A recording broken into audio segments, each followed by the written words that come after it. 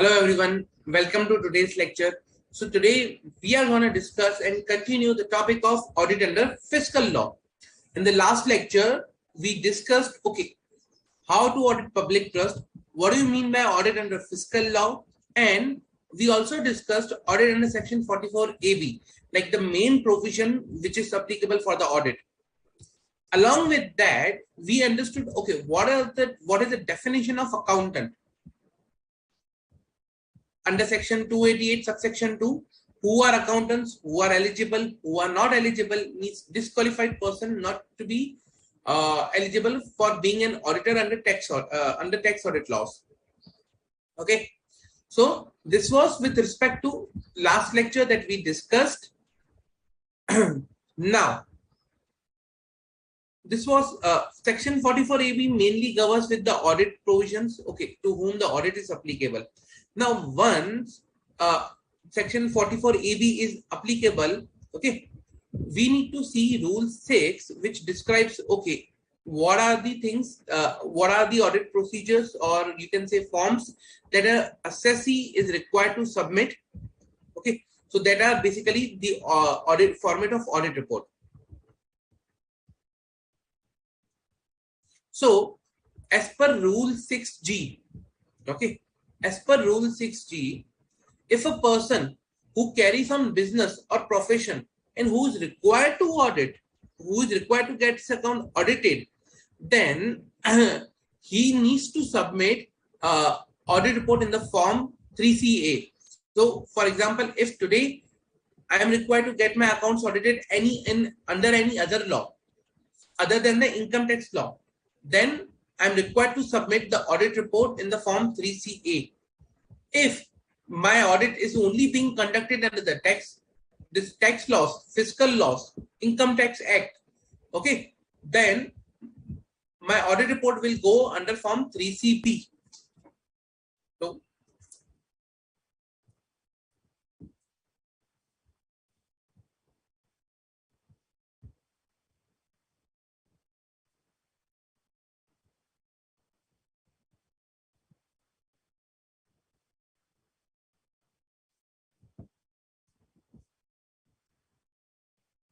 format of reporting. Okay.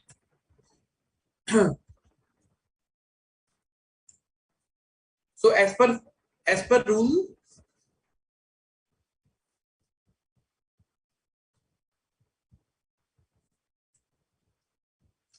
my 6G, what it says, rule 6G of income tax act, rule 6G says that if the assessee is required to get his account audited under any other law, then form 3CA will be applicable, and if like in other cases form 3CB will be applicable. So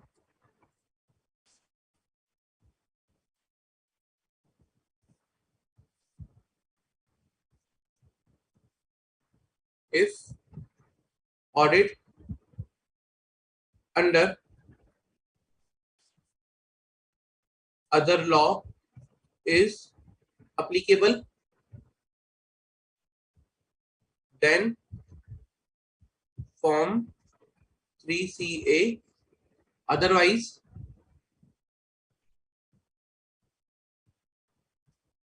form 3CB.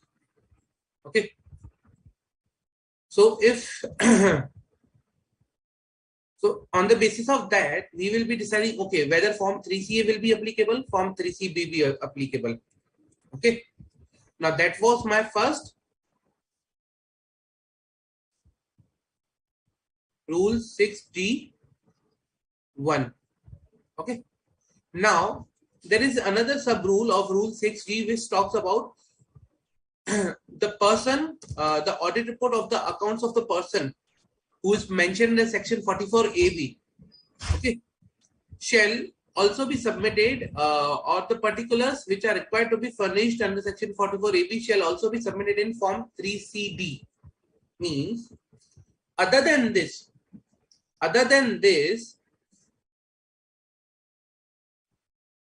Form 3CA and 3CB, I am required to submit Form 3CD.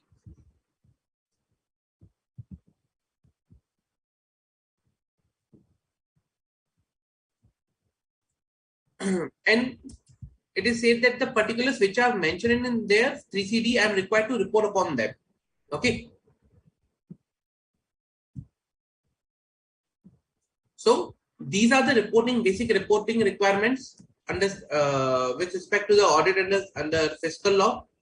I will be discussing each and every form in detail. Okay. So I'll show you the live forms. Okay, how the forms look like, what are the forms, and how we use these forms. Just let me bring to the screen. So we'll start with Form 3CA first. Okay, how it looks like and what is the content of the form. Same Form 3CB, and then we'll go to the 3CB.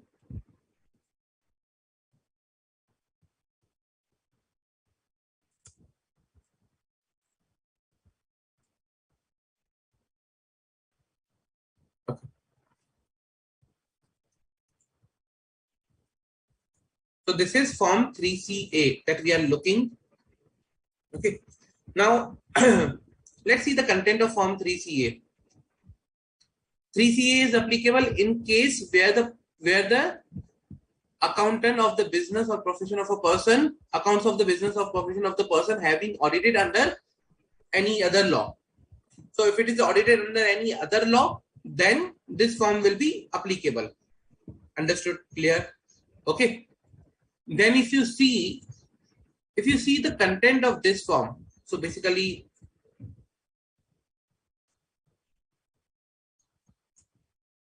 if you see the content, it talks about, okay, I or we report that the statutory audit of Messrs, whatever the name will be, let's say XYZ Limited, name and address of the association, PAN account number or Aadhaar number, was conducted by me or us, let's say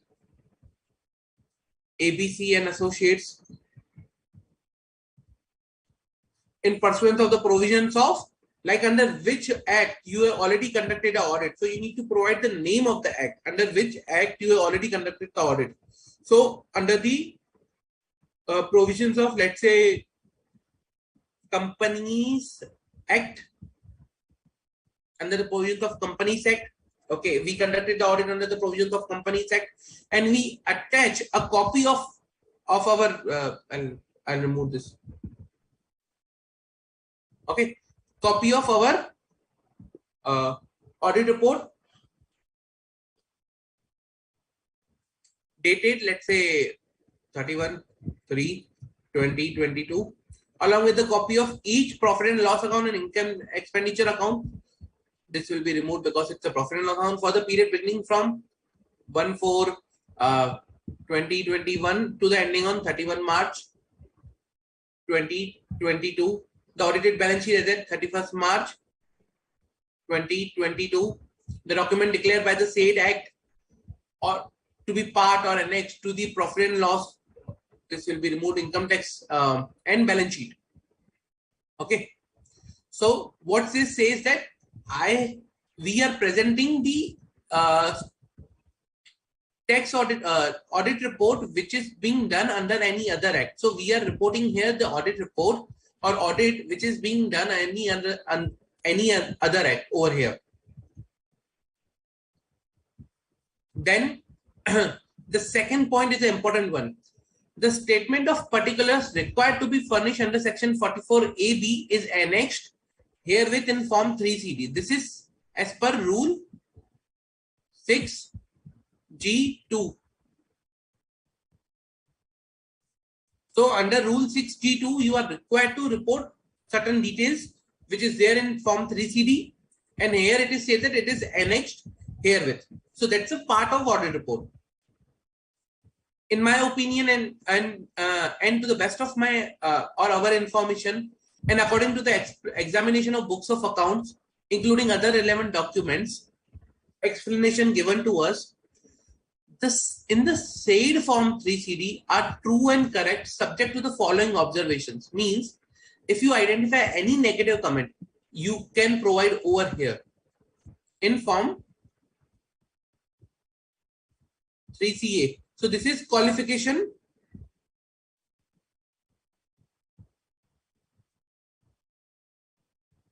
in form 3CA. So if you identified any of the qualifications, then you need to mention it here. Although you will be mentioning in at the relevant places also, but you need to mention it here also in form 3CA. The details of your qualification, like this information is correct, this information is not correct. Clear?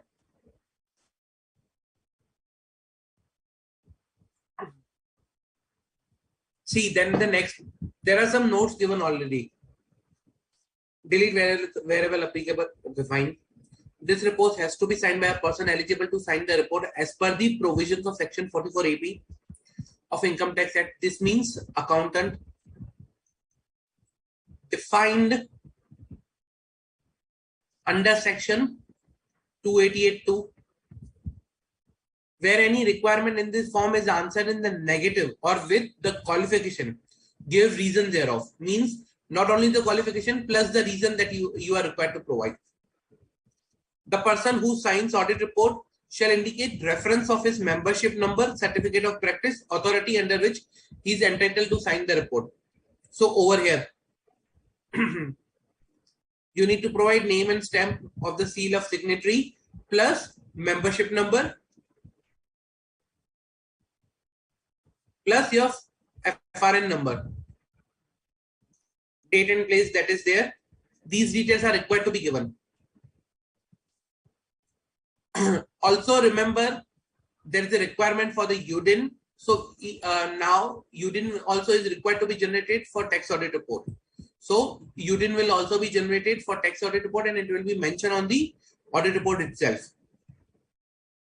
Okay, so this is basically form 3CA. First, in first paragraph, the lines are going like this, that we have already conducted a statutory audit under the provisions of the Tax Act, and we are presenting the audited balance sheet, profit and loss account, which are audited under that act over here under the Income Tax Act. Number 2, it's form 3CD, and number 3 are the qualifications. Clear? Any doubt? Pretty simple. There is nothing difficult in this.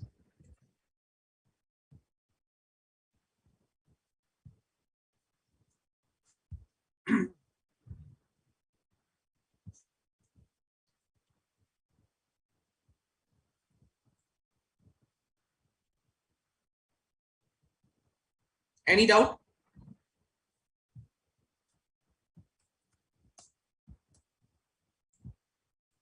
No? Okay.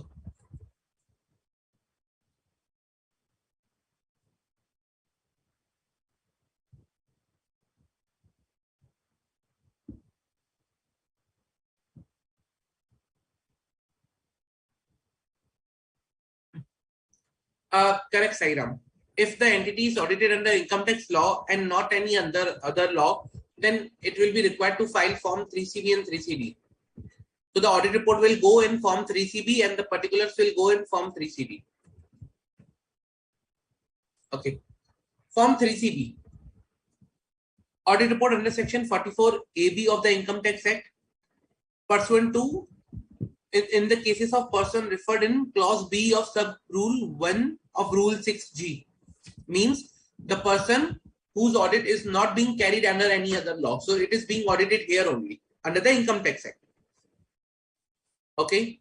So it will say that we have examined the balance sheet as on 31/3/2022 and the profit and loss account. This will remove because it is profit and loss account we are not talking about. So if it is a trust, non-profit organization where the profit and loss account is not applicable, at that place the word income and expenditure account will be used for the period beginning from 1/4/2022 to 1/4/2021, 31/3/2022, and attach here with of the name of the firm. let's say Messrs. XYZ. Okay, it's a, let's say if it is a company, it will be like, for example, let's say it's a company. Now companies are required to get audited their accounts under Companies Act. So they will definitely file form 3CA, not 3CB. Let's say it's a sole proprietorship firm who is not required to get the account audited under any other law. So for that sole proprietorship firm, form 3C will be 3CB will be correct form. So I'll write sole proprietorship, address, permanent account number, PAN number, that is fine.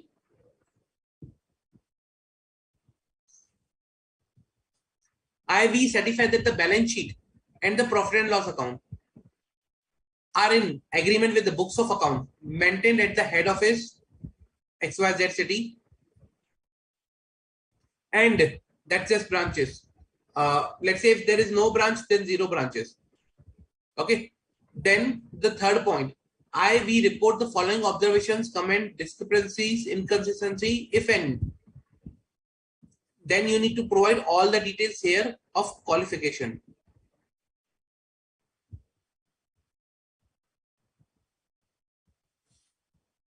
Subject to above, we have obtained all the information and explanation which is best of our knowledge and belief were necessary for the purpose of audit.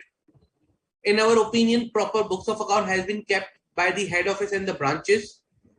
In our opinion, in the best of our information and according to the explanation given to us, the said account read with the notes give true and fair view. In the case of balance sheet of the state of the affairs of the assessee as at 31st March, and in the case of profit and loss account,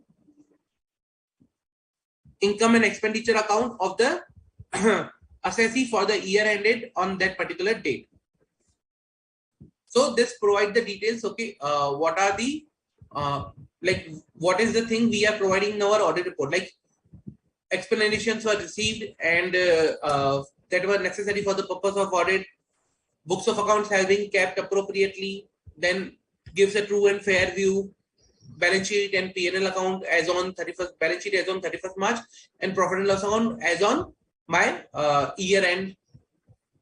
So these all details are there. Okay. Then point number 4.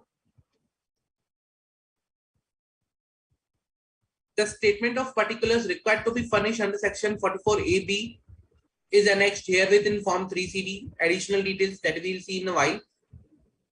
In my opinion, and best of information and according to the explanation given to us, the particulars in said form 3CD are true and correct subject to the following qualification and observations. Means qualifications for form 3CB, and over here the qualifications were regarding audit. Okay, so 2 qualifications. One regarding audit. While doing the audit, if you have identified anything, then you can report it here. And if you have identified any qualification for the form 3CD, you can report it here.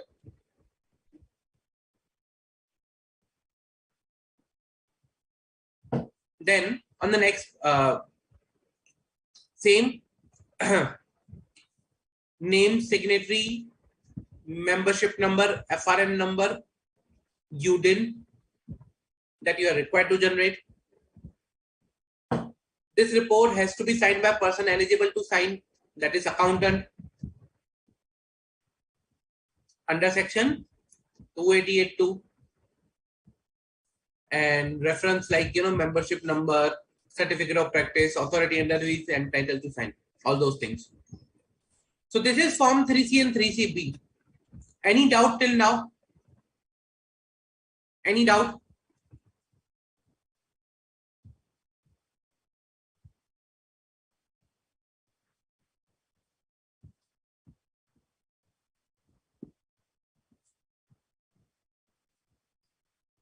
So Sainam, generally what happens is on the date of, let's say for example, today I want to submit my tax audit report. So today I'll see the position whether the audit has been conducted in any other law or not. I will not see the position which is at the future date, but position as on current date. So if you see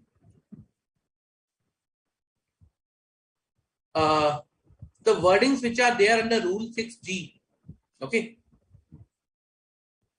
So Rule 6G says that the report of accounts, the report of audit of the accounts of the person required to be furnished under Section 44 AB shall, in the case of person who carries on business and profession and who is required by or under any other law to get his account audited, be in Form 3CA. Okay, so yeah, so it is written that who is required or by under any other law to get his account audited means where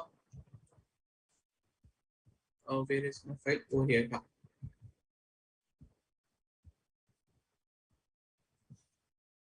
So who is required to get his account audited? Okay. Now, if a person who has required to get his accounts audited under any other law, then he needs to submit Form 3CA. But if you see the Form 3CA, it provides the reference of that particular audit report, like when you issued that audit report. Now, if you haven't issued that audit report, how will you provide your reference over here? I will annex here to a copy of their audit report dated this, along with a copy of each of the audited P&L, audited balance sheet. Till the time you are not audited under any other law, you will not be able to submit Form 3CA. How will you provide these details? In that case, the best option is to file Form 3CB because you have not done the audit till now. Okay. And if you see the Form 3CA also, it says that business or profession have been audited. But till now, we are not audited. That's why we'll submit Form 3CB because practically it will not be feasible for you to submit Form 3CA. I hope it is clear.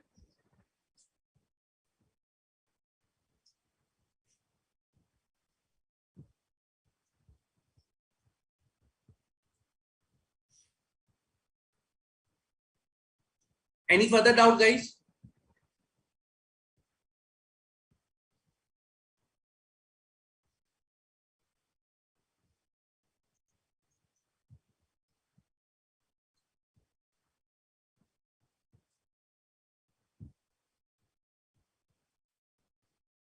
Any further doubt?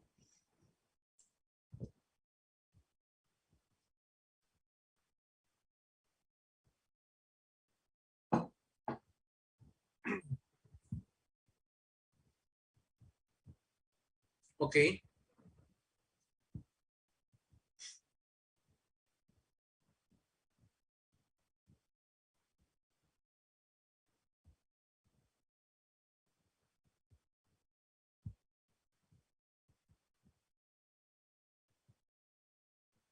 Okay. Then let's discuss clause by clause. Okay. The reporting requirement under Form 3CB.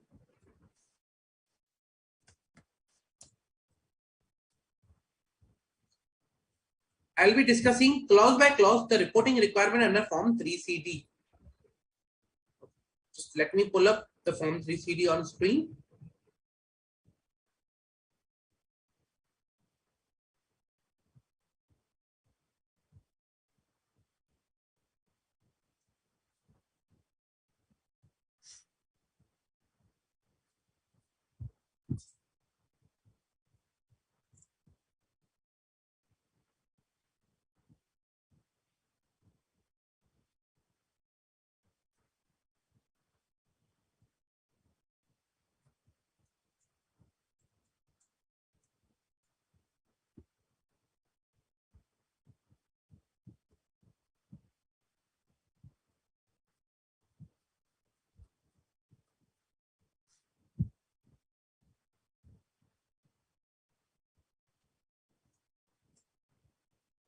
Okay.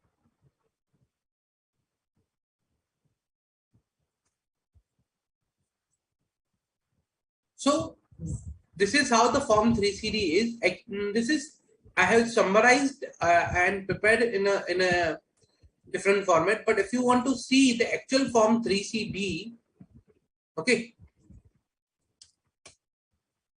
it looks like this way.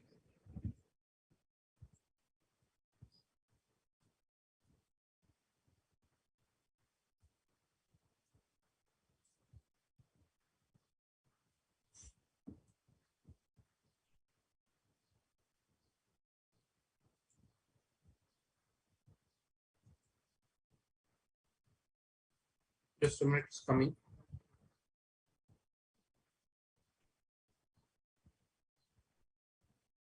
Okay. So this is the format of Form 3CD, which is prescribed under the Income Tax Act. Rule 6G, Sub Rule 2. Now, Form 3CD is divided in two parts. Part 1, which is the basic information, and Part B, which asks you for the details. Okay. Okay. So the part A, the basic information goes like name of the assessee, what is the name, address, permanent account number, whether the assessee is liable to pay indirect taxes like excise, service tax, customs duties, GST number. Please furnish the registration number or GST number or any other identification number. Okay. So you are required to provide the details of that particular assessee. Okay. Like what is the registration number, what are the details and everything. So what I'll do is, the clauses are same. Just I'll present in my format so that it will be a bit of easy to understand. Plus simultaneously I will also show you the live example how the things are reported in Form 3CD. Not only the Form 3CD, but how the things are reported. Okay. So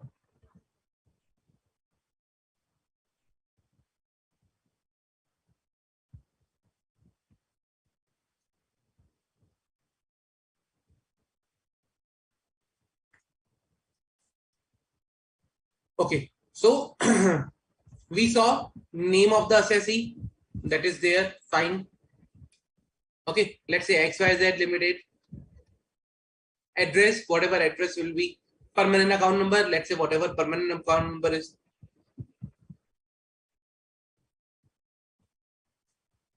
Liable to pay taxes? If yes, then the details. So how do we report here over here is, I'll show you.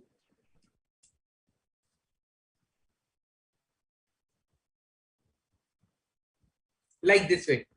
So we present, okay, under which particular category that company or assessee is required to pay tax. Let's say other indirect tax or duties, goods and service tax, custom duty, sales tax.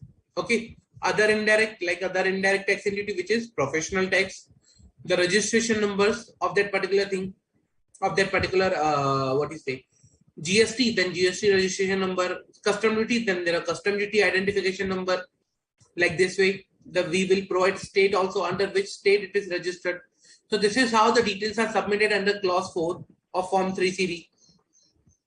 Then status, whether company or individual or sole proprietorship, whatever it is. Previous year, let's say 1/4/2021 to 31/3/2022. Okay. Then assessment year 1/4/2022 to 31/3/2023. Indicate the relevant clause of section 44AB under which the audit has been conducted. So remember, we saw various sub-clauses under which the audit was required to be conducted. I'll show you.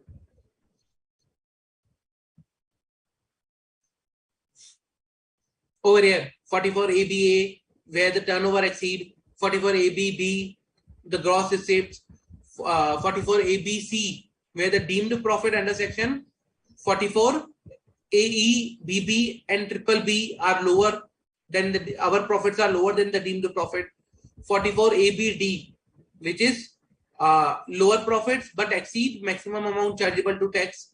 Same way. So you need to provide under which subsection Yeah.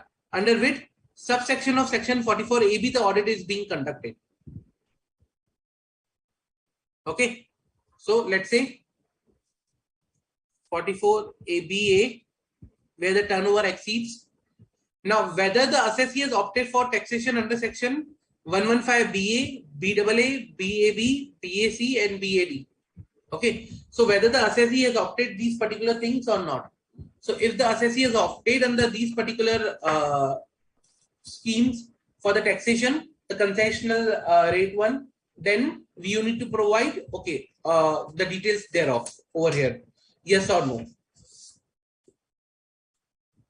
And this is applicable from 1/4/2021 because before that there was no such schemes available. Okay. Then this was the basic information that we are required to provide under Form 3CD. Next information is regarding to the structures. Clause 9A, 9B talks about the structure detail. Okay. What structure detail? Structure detail is in firm or association of person, indicate the name of partners, members, their profit sharing ratio.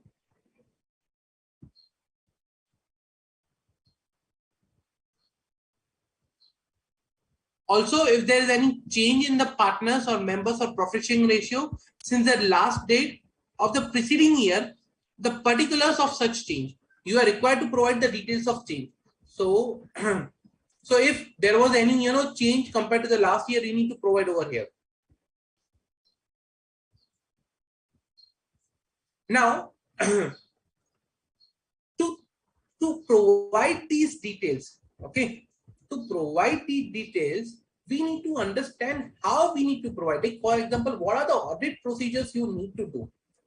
What are the things you need to verify to provide these details? Till now, we were understanding, okay, these are the details that we need to provide. These are the details that we need to submit in the Form 3CD. That is fine. But other than to provide these details, we need to perform some audit procedures. It is not like that we will be having these details ready in our hand. Correct? Then if these details are not readily in our hand, then what we are required to do? From where we will provide, what we will do? Now we'll understand that thing clause by clause. Okay. We'll understand that thing clause by clause.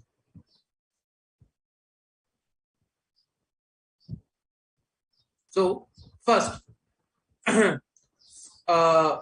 if firm or association of person, indicate name of partners and members and their profit sharing ratio. So from where you will identify these things?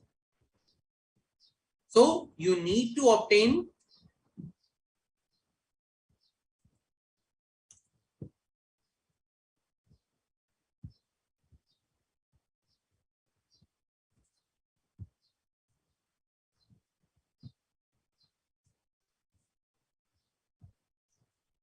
okay. So for that, first you need to obtain,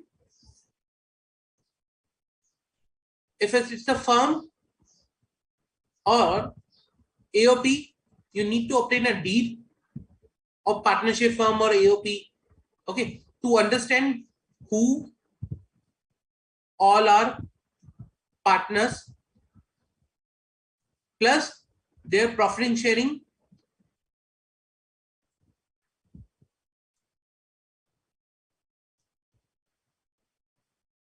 ratio.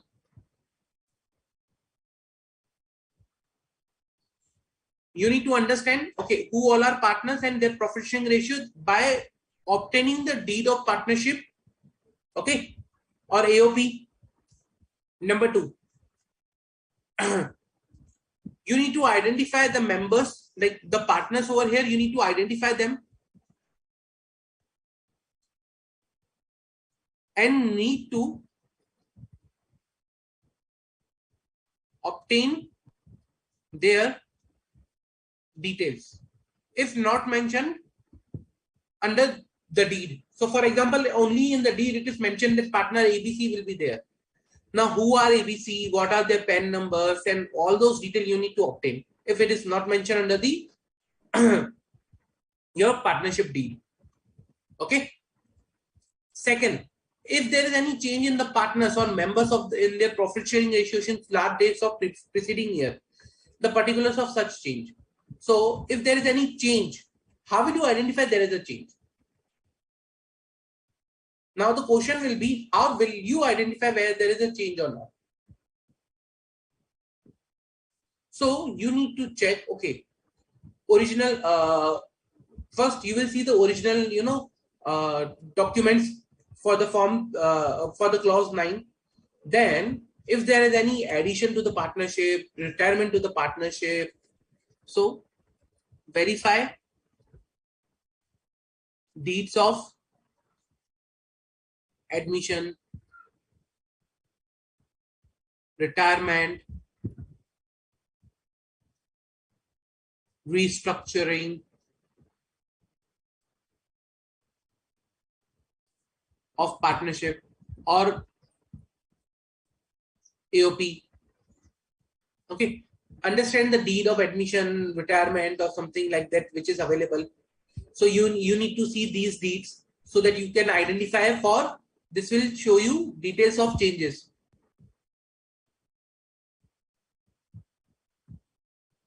Okay. Number 2, for last profit sharing ratio, you can refer last year's form 3CD plus you need to refer last year's deed. Why not only form 3CD? Let's say, for example, if there is any mistake in the last year's form 3CD, will you be repeating that mistake again this year also by just relying upon the last year's 3CD? Answer is no. What you need to do is you need to refer to the last year's deed also and need to verify, okay, that the detail you are submitting is appropriate. Okay.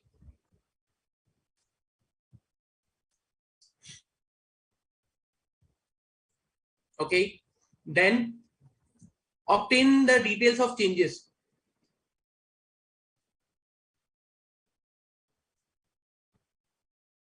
So once you identify there is a addition, admission, retirement, or restructuring, then obtain those details. Like, for example, profit sharing ratio, who are the partners that are being admitted, and everything.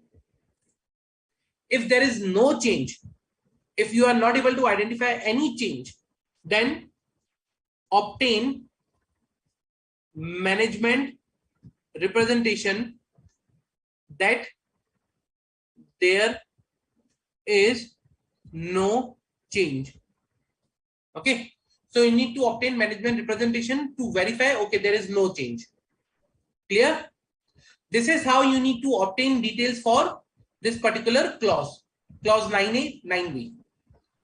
Then what I'll do is I'll take a bunch of a clause, then we'll pause for a minute, we'll discuss the questions answer of that particular clauses, then again we'll move forward and take a bunch of clause. Okay, clause 10A, nature of the business. Nature of business and profession. If more than one business or profession is carried during the previous year, then nature of every business and profession. You are required to provide the nature over here. Fine. How will you do that? Simple question. From where you will identify? So to identify this, first you will either verify deeds, documents relating to registration. Okay, whatever deeds and documents are available relating to the registration, you will ensure, okay, that is, you will read the document, you will read and you will identify, okay, what is the nature of business that they are carrying. Okay, by this you can identify whether one business or more. Third, you can verify nature of business by referring to books of account.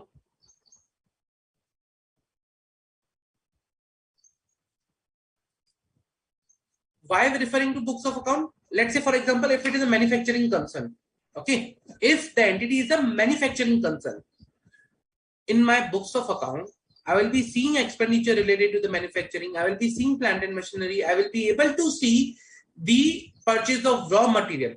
If it is a trading concern, I will be able to see, okay, the goods purchased for the trading purpose. There will not be a conversion from the raw material WIP to the final product. So, or if it is service industry, I can see there is no purchase. I am just providing the service. So by referring to the books of account, I can identify what is the nature of business. Okay. So I'll refer to the books of account. I'll refer to the deeds and document relating to the registration. Then I will also obtain management representation regarding the business they are carrying. Okay. You can also cross-reference all these things with, like, for example, if you have these details, then you can also verify from MSME registrations, plus you can say, if I see MSME registration details are available, GST registrations, okay, plus other registrations if there are any, and in these registrations we provide the nature of business. Okay, so so if these registrations are available, then see what is the nature of business or activity mentioned under these registrations. Then second point, if there is any change in the nature of business and profession, then particulars of such change. How will you identify the change? Same, you need to refer all these documents that we discussed in 10A. So refer document of clause 10A, plus what you need to do is compare what was reported last year, okay, and identify the changes.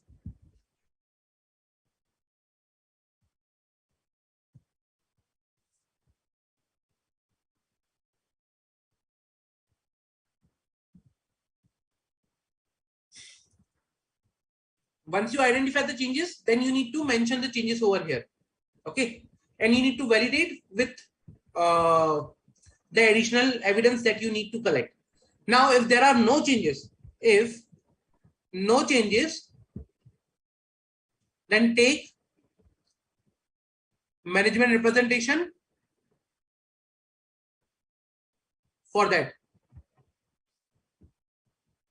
Simple. If there are no changes, then you need to take a management representation for that. But we cannot only rely upon the management representation. Remember that. So today I cannot say, okay, I have taken management representation, fine, I'll go ahead. No. So if this is valid, let's say, for example, if I take it, okay, by taking management representation, I can rely upon management representation and I can go ahead. I can take this representation for whole form 3CD. Okay, this is a form 3CD. All the details reported by the management. Management has given me a representation that all the details are in form 3CD are correct. I rely upon them. Fine, matter closed. Management representation has been taken, matter closed. But that is not the correct approach. We need to gather audit evidence. Management representation is only just a last resort. If after collecting audit evidence, you need to take a representation from the management, which is additional over and above your sufficient and appropriate audit evidence. Okay, so only representation, not good. Clear? Tomorrow someone will say, okay, I'm doing an audit, I'll take a management representation from the company that, okay, whatever details are reported in the financial statement are proven correct and a management representation for that purpose has been taken. And I rely upon that, that is the audit evidence. So that will be incorrect and you will be held guilty for professional misconduct. Don't do that. Okay.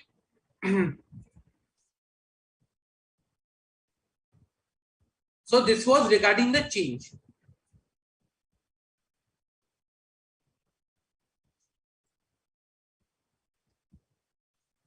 Then next point, whether books of account prescribed under section 44 AA, if yes, then the list so prescribed. Okay. Whether the books of account prescribed under section 44 AA, if yes, then the list so prescribed. We need to provide that detail. So usually how we report is, I'll show you one live example if I have, how we report under this particular clause.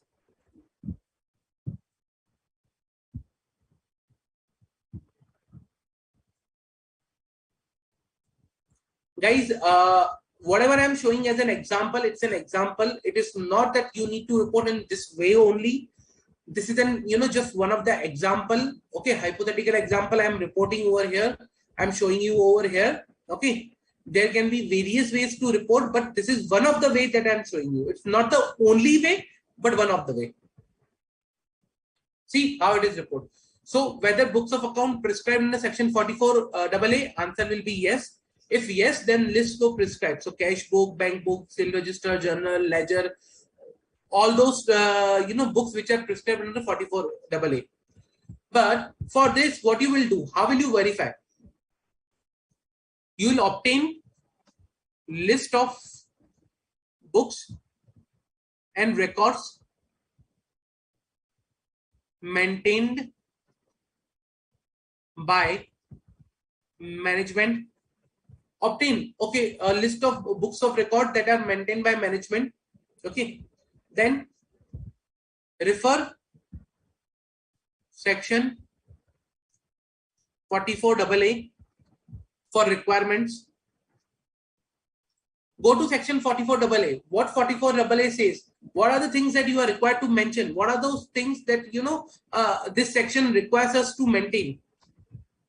Okay, in case of a professional, in case of, you can say, business, in case of profession, what are the books that are required to be maintained? What are the requirement of this particular provision 44 AA? So you need to understand the requirement of 44 AA. Also, there is rule 6F that is required to be read with. So section 44 AA plus rule 6F. These both are required to be read to understand the requirement that are that is there for maintaining books of account. Okay.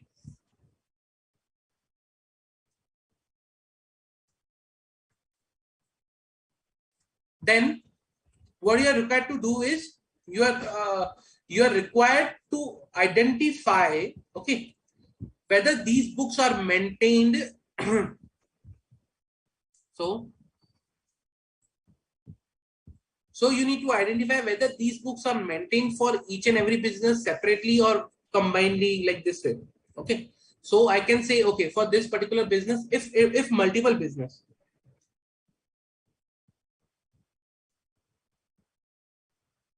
let's say I provide service also, I do manufacturing activity also. Like for example, I provide cab service. I'm a taxi driver. Okay. Now for a taxi driver, what will be the books of account I will be maintaining? That how many person were there for a particular day, or you can say daily, day wise, or journey wise details of the passengers. How many passengers I took from which place to which place, the revenue from those expenditures and everything. Now that will be for my taxi business. Now along with taxi business, let's say part time I sell some food items. Okay, fast food vendor. So from morning 9 to evening 6, I run a taxi, and from let's say 6 to rest of the 9 or 10, 11, 12, what is the time is, I am a fast food vendor. Now for fast food vendor, there will be a separate books of account. Okay, there will be my procurement of raw materials like vegetables and all those stuff, conversion of that raw materials like preparing the food and serving them. So all those details will be there. So there will be separate books of account. So if there are multiple businesses, then you need to mention separate books for each business. Okay. Then clause 11b. So 11a is books of account. 11b again will talk about books of account. 11c also talks about books of account. Okay. So these are related to books of account. Now, list of books of account maintained at the address at which the books of accounts are kept. So you need to provide address at which the books of accounts are kept. So it can be various places. So for example, first of all, understand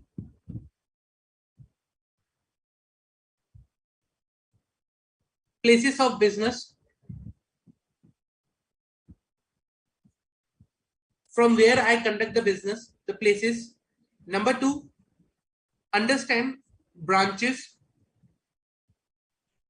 and records maintained at those branches. Okay. So I'll see, okay, what are the branches of the company or of the assessee? Then what are the records that are maintained at those branches? Clear? Then what I will see is obtain details of those branches or places of business.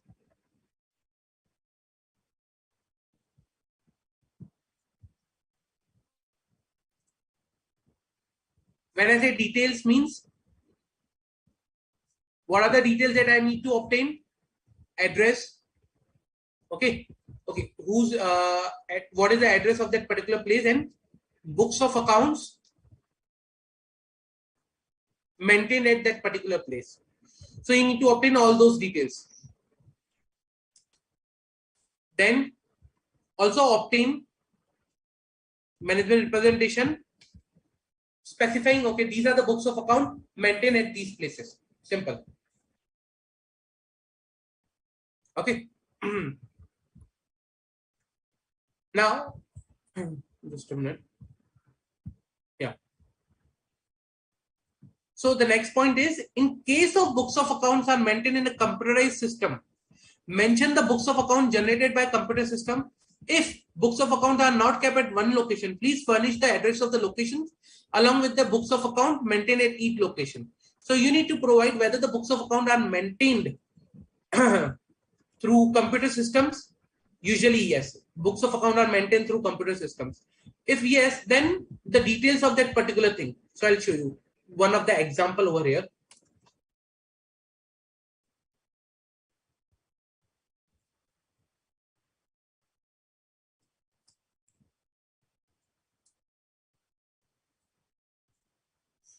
This is how we report over here. List of books of account maintained at the address where books of account kept, and in case computer system, then these are the books. So for example, sales register at branch A, and we will provide address of branch A over here. Address of branch A, city and town. Let's say for example, New Delhi. Branch B, Mumbai. Registered office, Pune. Hypothetical example. Okay, state, pin code, whatever details will be. Then what are the things which are mentioned at these branches? These books, details of these books.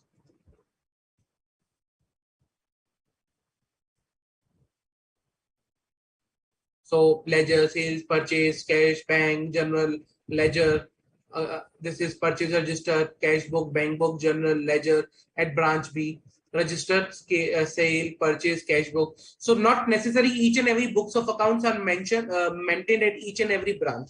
So you need to see the details. Okay, which are the things which are mentioned at which branch? Understand? So once you identify this thing, you can report in this way. Again, the things which I am showing you for the reporting purpose are just example. This is not the only way of reporting. This is one of the way of reporting.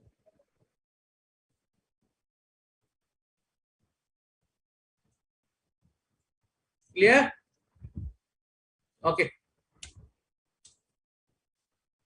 Now, the next question is, out of these list, the next clause is, out of these books that are maintained, which books of accounts and nature of documents you have examined.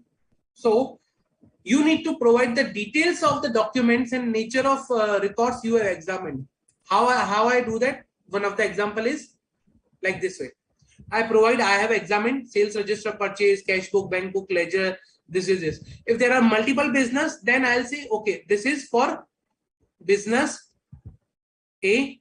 Again, I'll repeat and say L for business B. I have examined this particular thing. So I need to provide what are the nature of accounts I have examined or the relevant documents I have examined.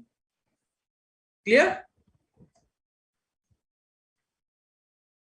This was clause 11C. Any doubt till now? Okay.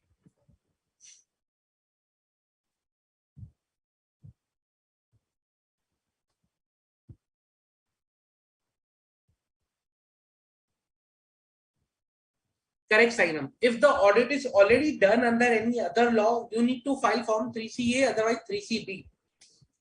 Let's say, for example, the company is required to get this account audited. Okay. Now, but however, the company has not carried its audit till the time the due date of tax audit report has came.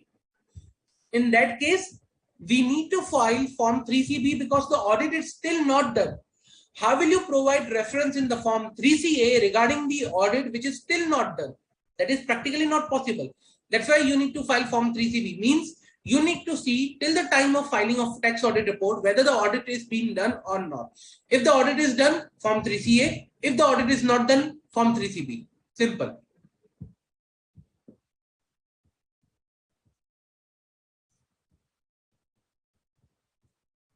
Jay, see, examination of books.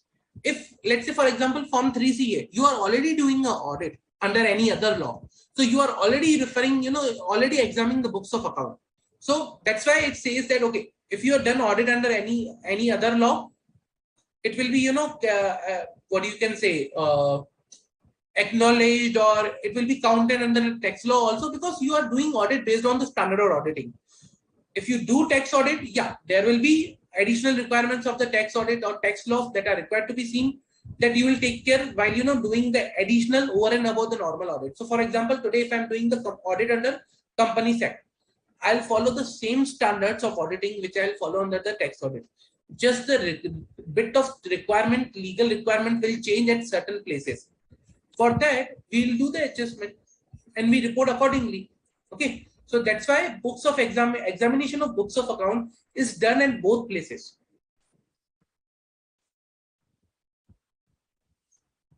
Sairam, absolutely correct. So most of the companies are maintaining these accounts, books of account digitally. So if they are maintaining these books of account digitally, your question will be, how we will provide these details? How we provide these details?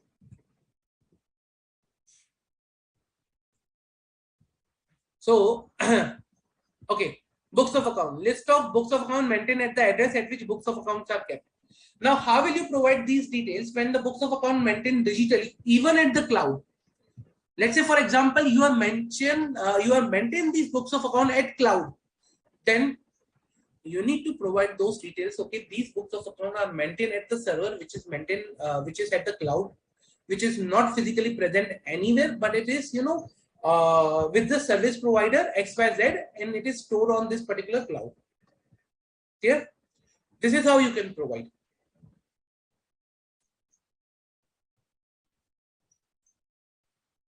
Any further doubt, guys?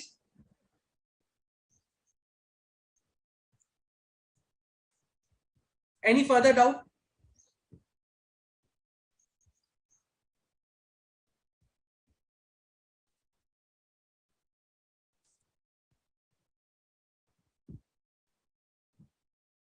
Any further doubt, guys?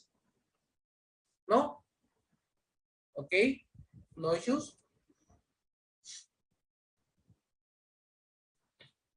Okay.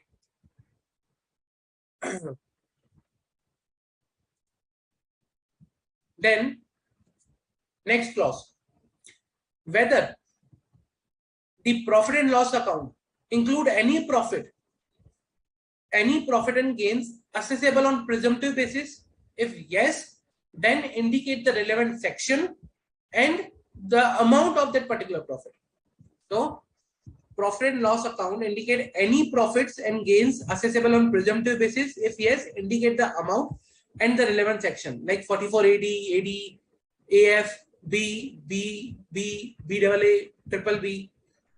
Okay, there are various sections that which are applicable over here, but you need to provide the details of these sections over here,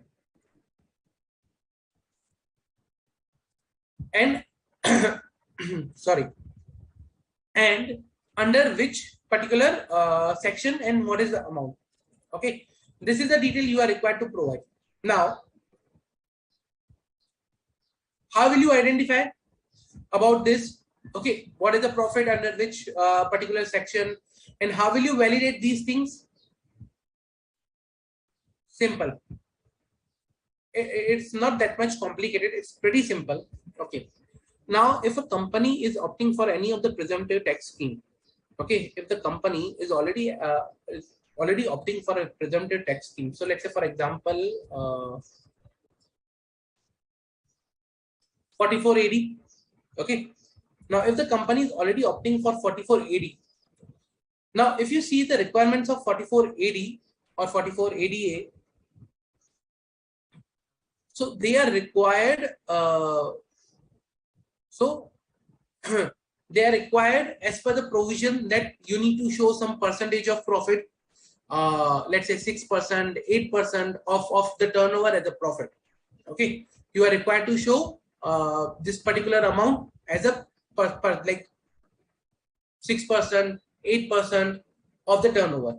Now, when the company will be assessing its tax, when the company will perform the assessment of its tax, like how much of the tax I'm required to pay, so they will count on the presumptive basis, and accordingly they will be performing all the calculations. So you need to obtain the details from the management first.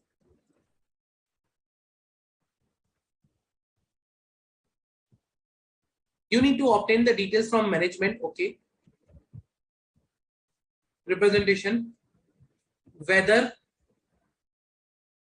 opted for any presumptive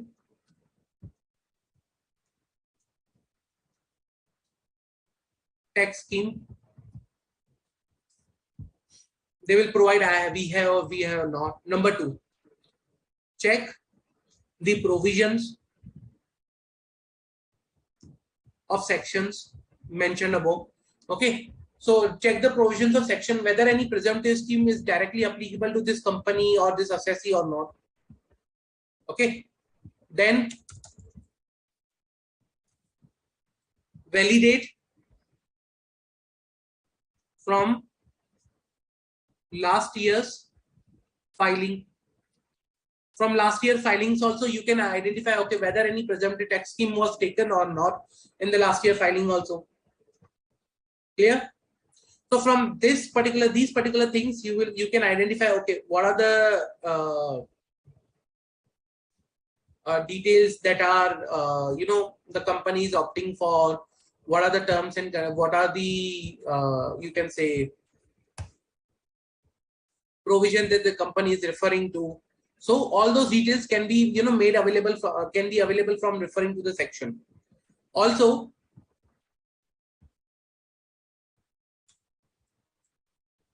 we have taken the management representation, so you from that also you will be identifying if management is itself is providing the details, which section or presumptive tax scheme they are going into, then it will be fine. Clear? Then 13A. Now this was 12, method of accounting. Okay. Again, 13 is also referred to is regarding to the method of accounting. First of all, method of accounting employed in the previous year. First, obtain management representation. Why management representation? Because maintaining books of account as per relevant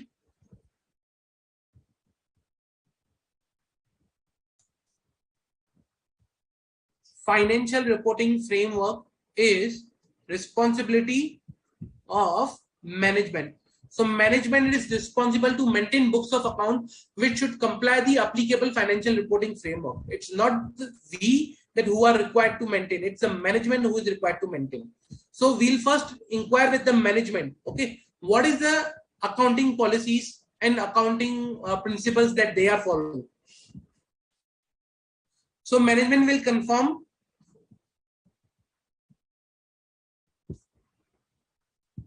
accounting policies, method of accounting, and applicable financial reporting framework to them. Remember, in one of the essay 250, we also understand what are the laws and regulations applicable to the entity. We also ask management and we also take a representation from management. Okay, which are the laws which are applicable to your entity? So in the same way, we will also take a management representation over here to understand, okay, which are the accounting policies, methodologies, and reporting framework applicable to the entity. Okay, let's say for example, if it is a company, we know that companies are required to follow either AS, Ind AS based on the requirements. So we can also identify from that. Once you get the details of the applicable law,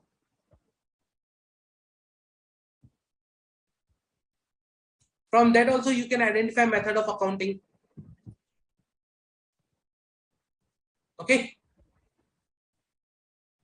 So by this way you can identify, okay, what are the method of accounting that management follow. Same you can also identify by referring books of accounts. So today, let's say for example, everything is reporting on cash basis.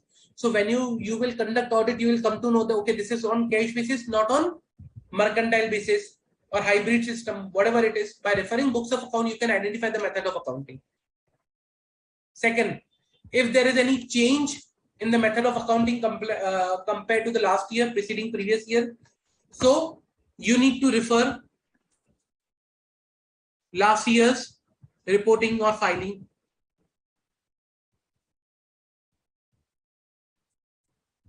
Compare with that, compare with current year, plus obtain management representation that whether there is any change compared to last year.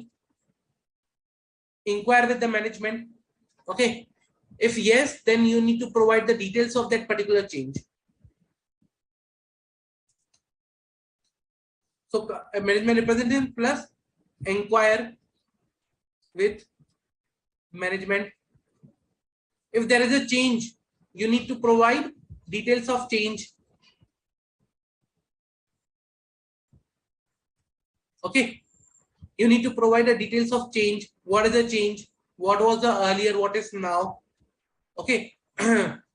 Plus you need to provide effect of change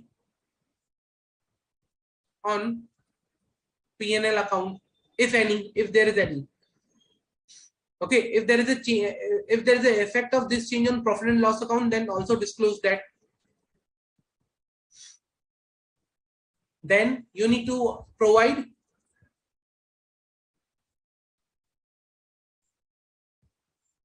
reasons of change, why there was a necessity for the change. So you need to understand the reason from the management. Okay. So these are the details that you need to provide with respect to the change. I hope it is clear.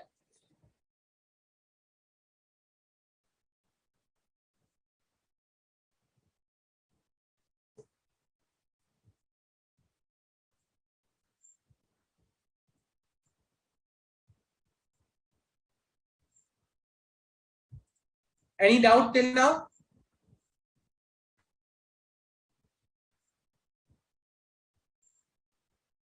Okay. Then now method of accounting we saw. Okay, if there is a change, we need to provide. Then if 13C, if the answer to B is affirmative, means there is a change, you need to provide the details thereof and the effect. You need to provide details thereof and the effect.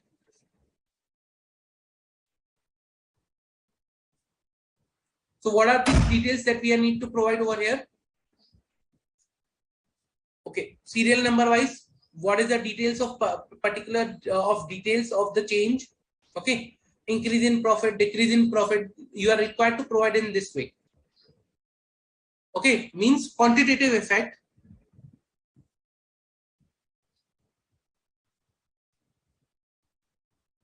of change. Clear?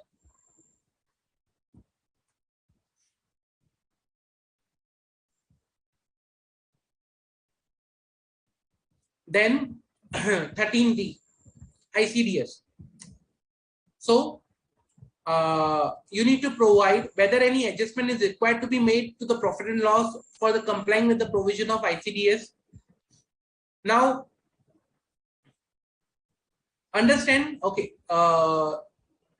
like the requirement, you need to understand the requirement of ICDS for this. Okay, whether any change is required because of the ICDS or not.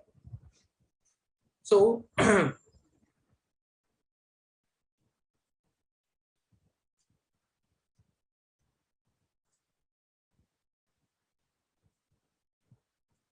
over here, yeah.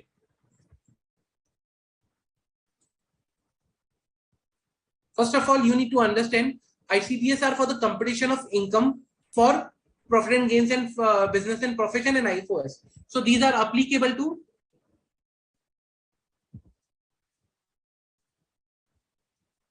computation of income reported under profit and gains of business and profession plus income from other source. Okay.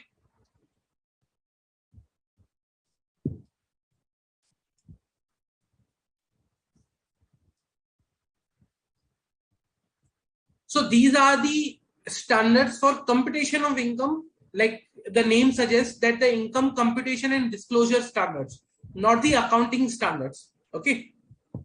So these are applicable to PGBP and IFOS. So you need to refer from that point of view. Number two, these are not for maintaining books of account, not for maintaining books of account, and accordingly they are required to be read with. So if there is an adjustment required to the profit and loss account for complying these standards, okay, then you need to mention the details of those adjustments below. So there are total 10 standards which are as of now notified. ICDS 1, 2, 3, 4, 5, 6, 7, 8, 9, 10. These are the 10 standards which are mentioned over here. You need to provide details standard wise. Okay, what is the increase in profit or decrease in profit due to application of this particular standard? Okay, so you need to provide details of that such adjustment accordingly.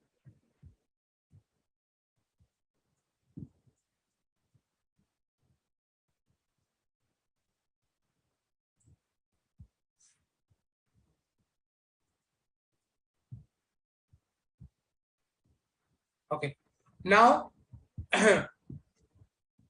13F. what 13F requires is disclosure as per ICDS. Okay. Now, what is this disclosure is about?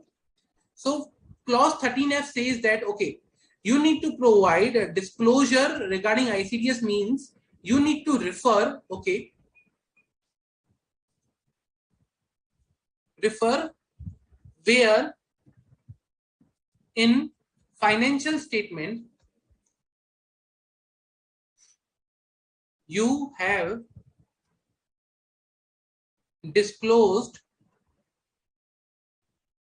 the details, or you can say impact of this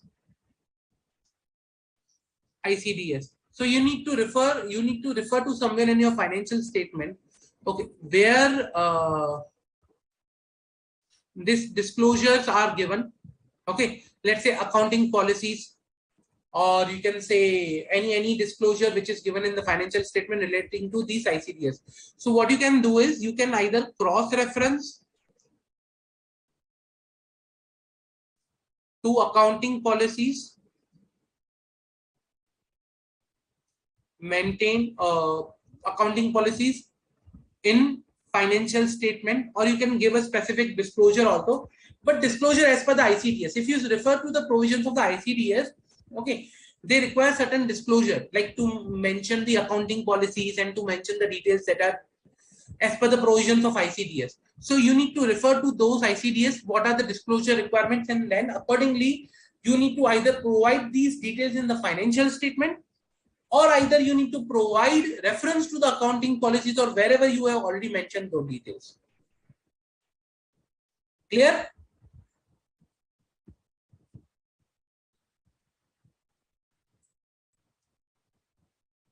Any doubt?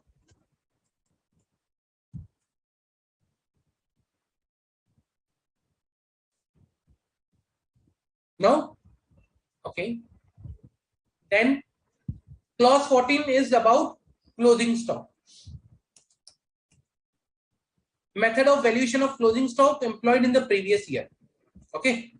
So you need to understand, okay, what was the closing stock methodology that was adopted? You need to understand what is the principles and policies which are followed. So for this, what you need to do is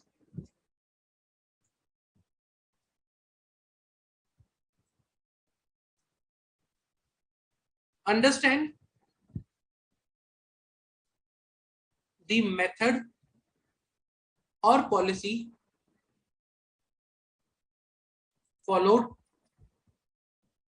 for valuation. Okay. Understand the method and policy which is followed for the valuation.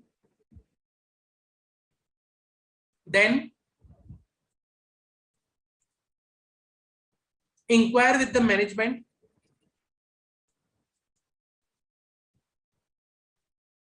to gather understanding.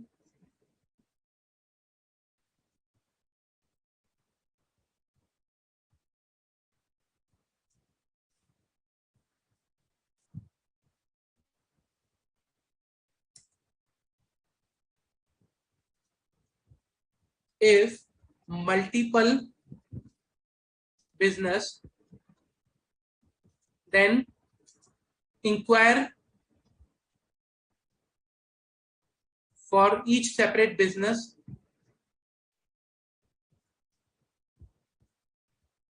Okay, then inquire for each separate business. Then understand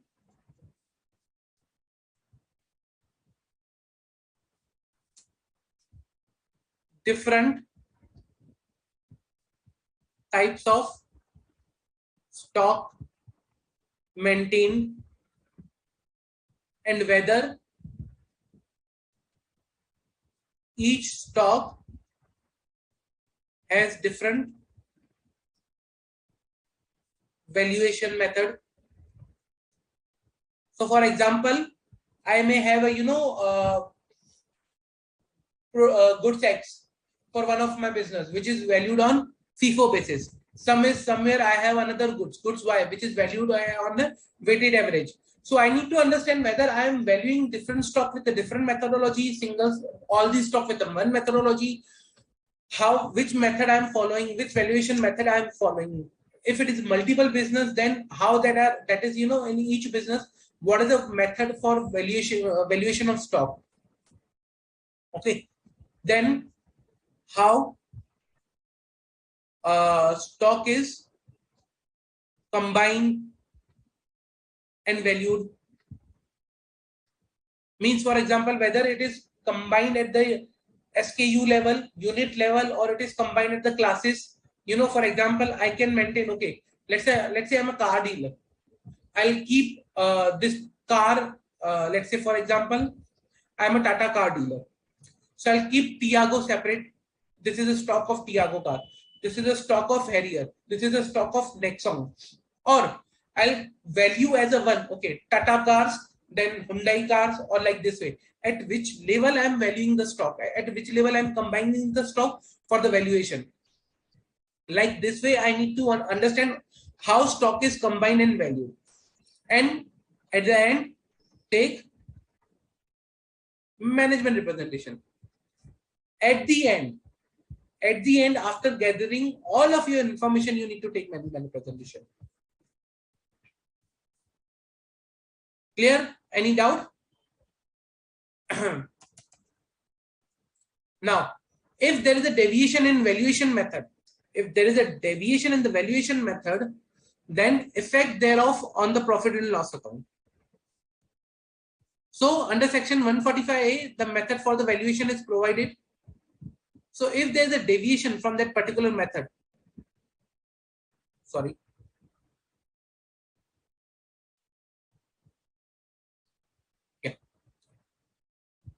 if there is a deviation from that particular method, you need to provide details thereof.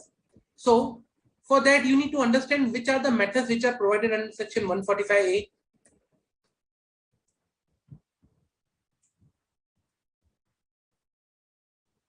Method of accounting in certain cases. So 145A says that the valuation of inventory shall be made at lower of actual cost or NRV, computed in accordance with the ICDS. Okay. So it should be lower of cost or NRV as per the in accordance with the ICDS. That's the method that is provided. The valuation of purchase and sale of goods of service of the or of service and of the inventory shall be adjusted to include any tax, assess, fee actually paid or incurred by the assessee. Okay, so we need to include the cost also. So this is like you are required to value your inventory. So if there is any deviation compared to this particular methodology, cost or NRV, then you need to provide an impact of the same on the profit and loss account. So first understand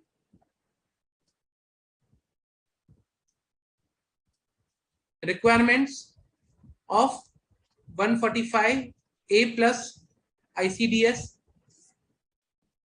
Understand the change or difference.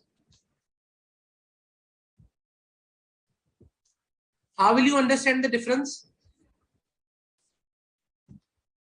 You will inquire with management.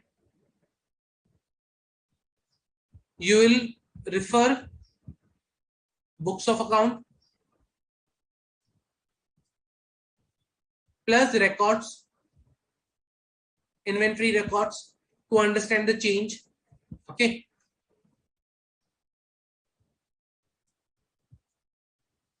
You will also take management representation letter to understand the change.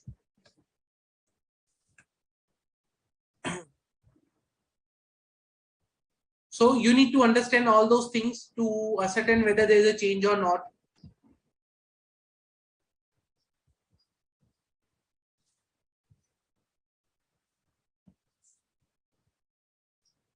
I'll write stock records over here.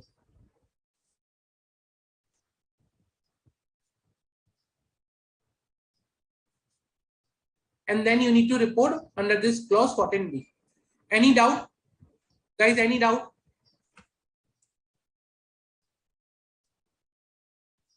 Guys, the more you will ask, the more you will understand. So although I'm explaining clause by clause, but still I'll suggest you ask the doubt, take the notes immediately, and let's discuss if you have any doubt.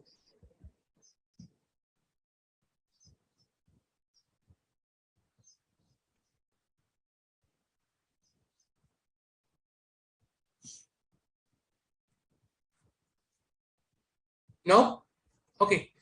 Let's do one thing. Let's take a quick 10-minute break. Okay, and then we'll gather again after 10 minutes.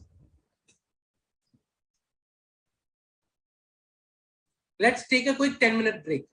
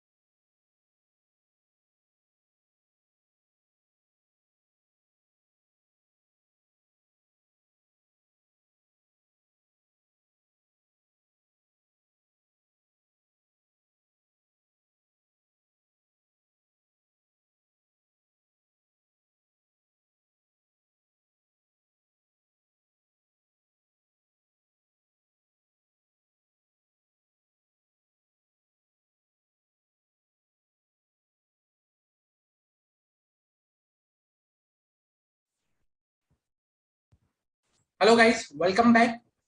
I hope everyone is, recharged and let's start.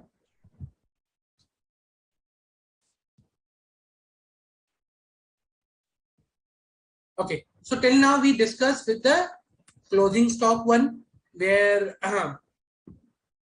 we were talking about uh, in the valuation of closing stock, the method of valuation and everything.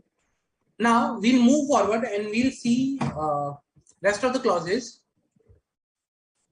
Also, let me see if I have one of the questions I can take that also, and that will be very helpful.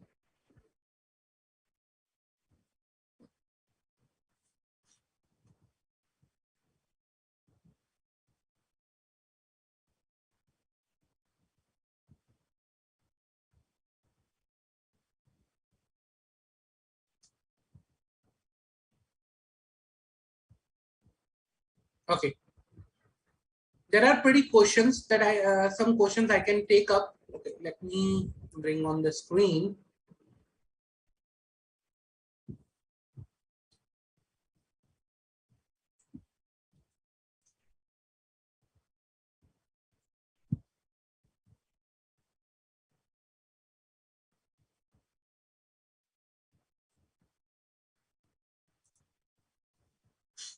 Okay, let's discuss one this MCQ.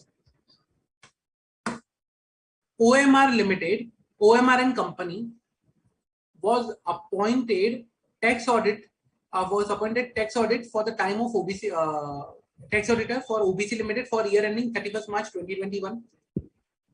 Z and Associates were appointed as a statutory auditor for the same.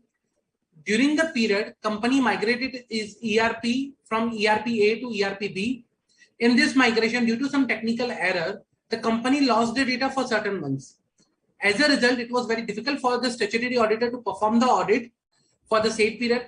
However, necessary approvals were taken from registrar and MCA for delayed filing of audit report as with them.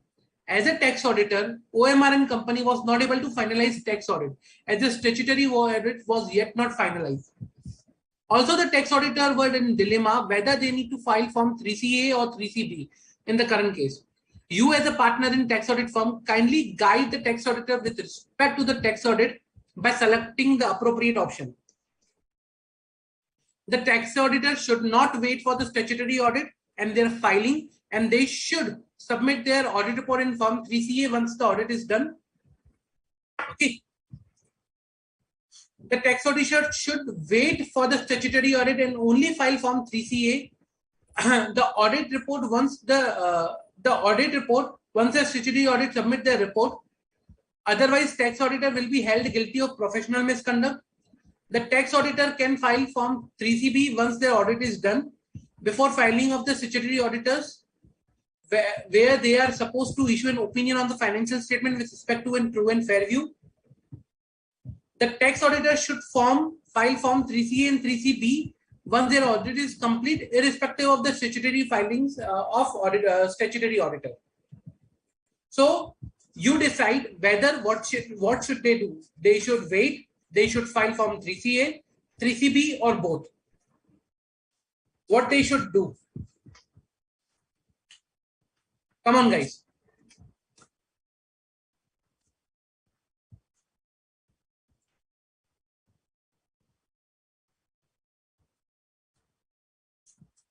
Come on. What they should do in this case.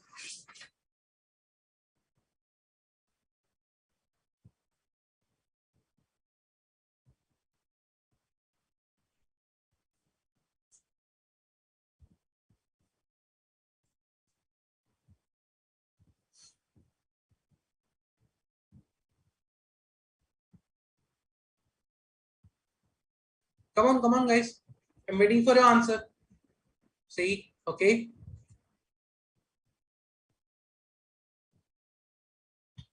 Come on, guys. I'm waiting for your answer. What should be the correct option over here?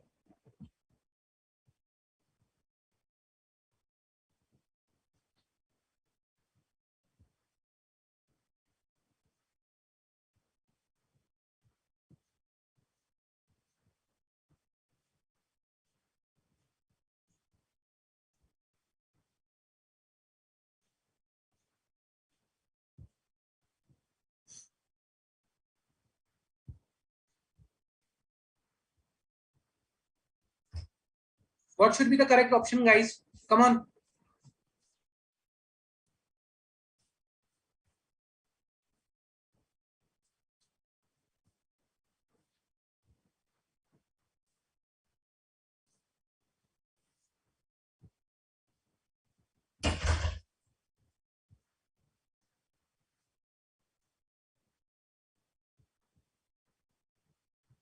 Okay, correct, Sairam. So correct option should be option C. They should file form 3CB once they are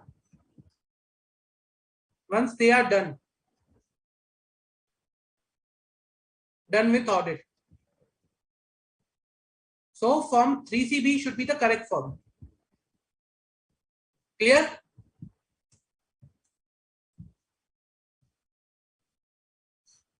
Yes, no, something, guys. Are you understanding the things?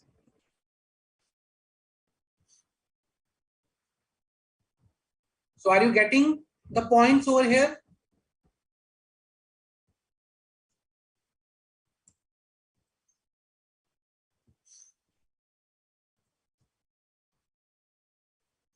Okay. So guys,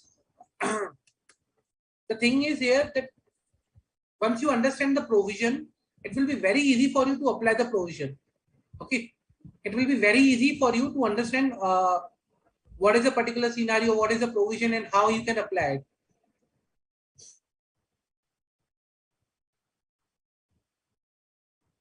Okay. Let me continue with the rest of the clauses.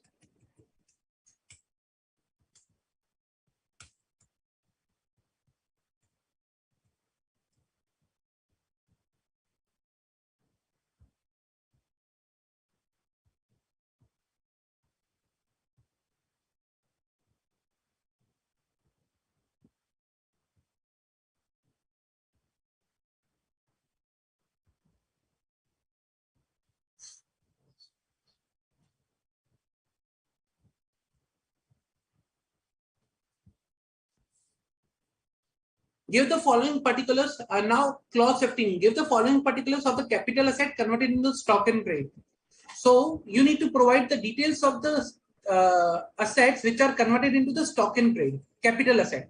Okay. What are the details that we are required to provide over here is, first, description of the capital asset. Then, we are required to provide cost of acquisition, date of acquisition, and amount at which the asset is converted. So for this, what we are required to do? How we are required to gather this information? So to gather this information, what you need to do is, first of all, you need to ask the assessee whether he has converted any of the asset. So inquire with assessee whether any conversion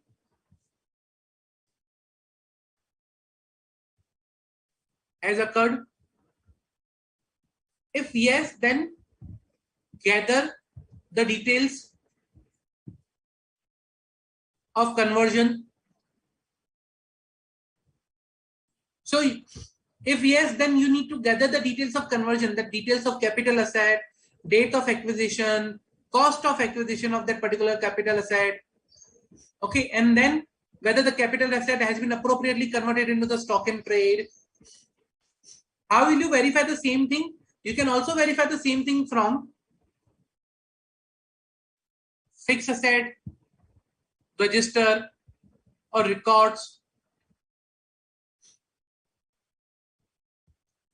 If you see the fixed asset register or records, you will see, okay, this was the capital asset and this has been disposed of or converted into stock and trade. So it will be either on the disposal side or the deduction side of the fixed asset register. So from there also you can identify, okay, what was the fixed asset that was converted into the stock and trade. Once you identify, you need to gather the details with respect to the description, date, cost, and amount at which it is converted. Okay. Now, one of the important clause is clause 16, which talks about amount not credited to profit and loss account. So this clause talks about amount not credited to profit and loss account being item falling within the scope of section 28. What is section 28? Section 28, guys. What is section 28? Come on.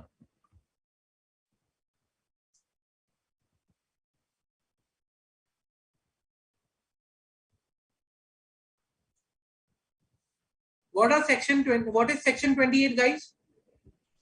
Let's see how many of you remember.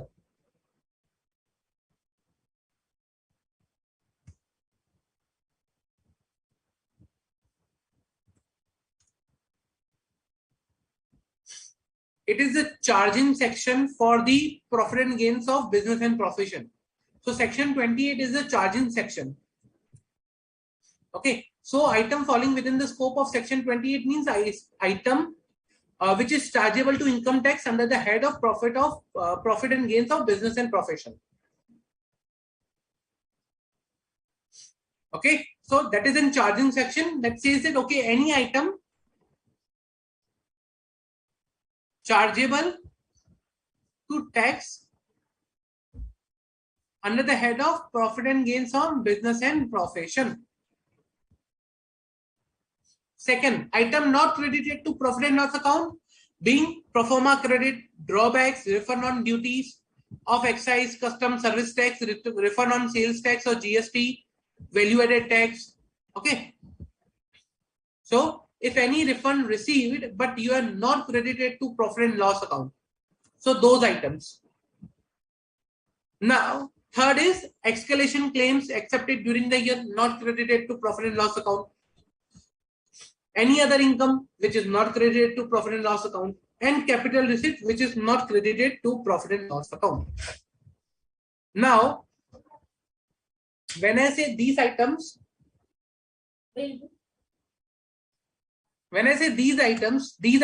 how will you identify these items?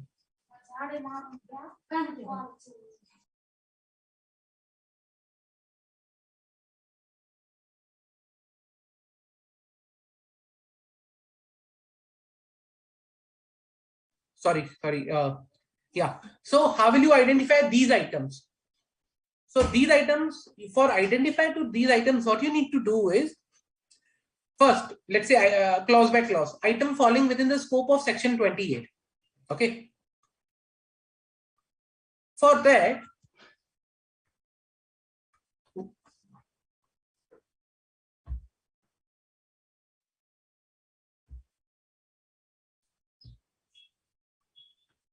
understand the incomes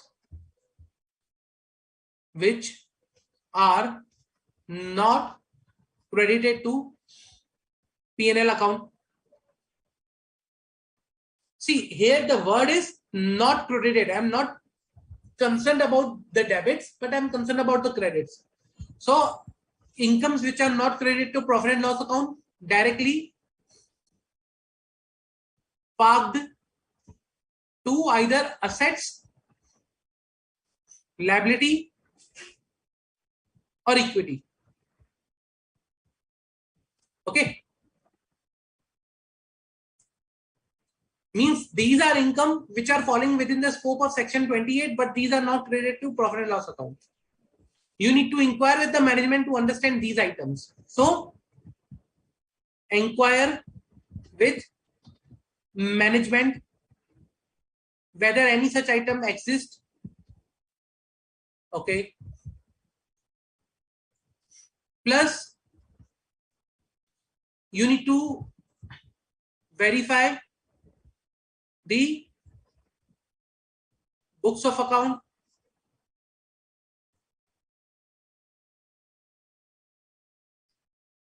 like when you will be performing audit, you will come to know, okay, whether there is any item which is not reported to profit and loss account being item chargeable to section 28. Then you need to analyze journal entries. Okay, you can use data analytics,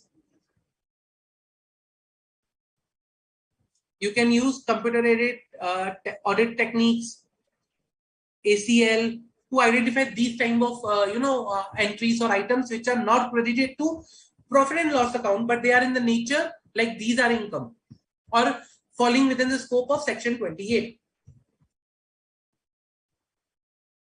You can also refer to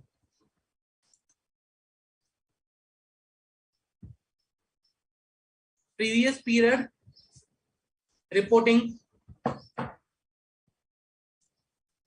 of like form 3CD or somewhere else if it is previous period reporting or tax filings. What were the items which were included in previous year which might have been missed in the current year? So like this way you can identify certain items.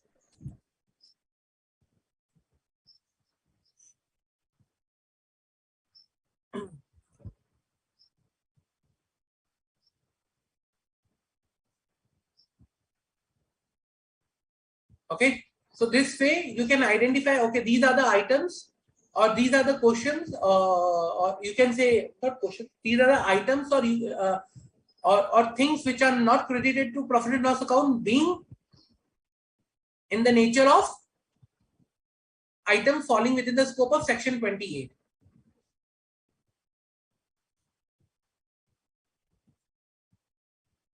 Okay. Let me check if I have.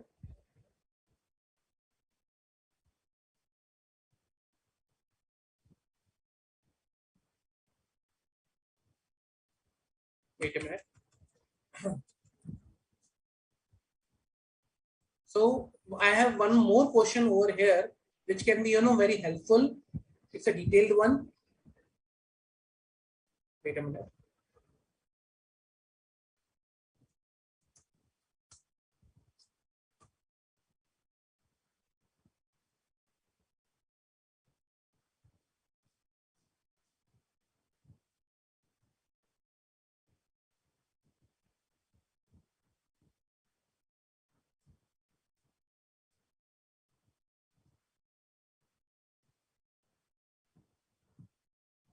Okay, yeah, I do have. So this is one of the good question that we can refer to over here. Detailed one which can help us out to understand.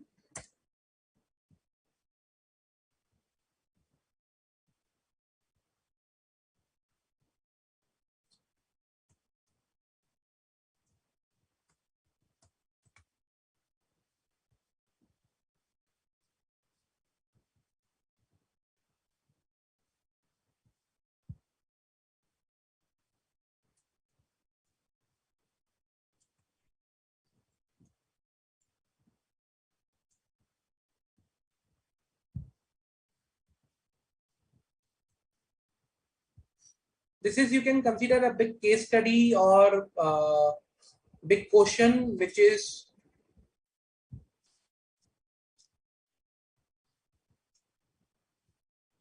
and this is, you can see how it is, like question can come on 3CD.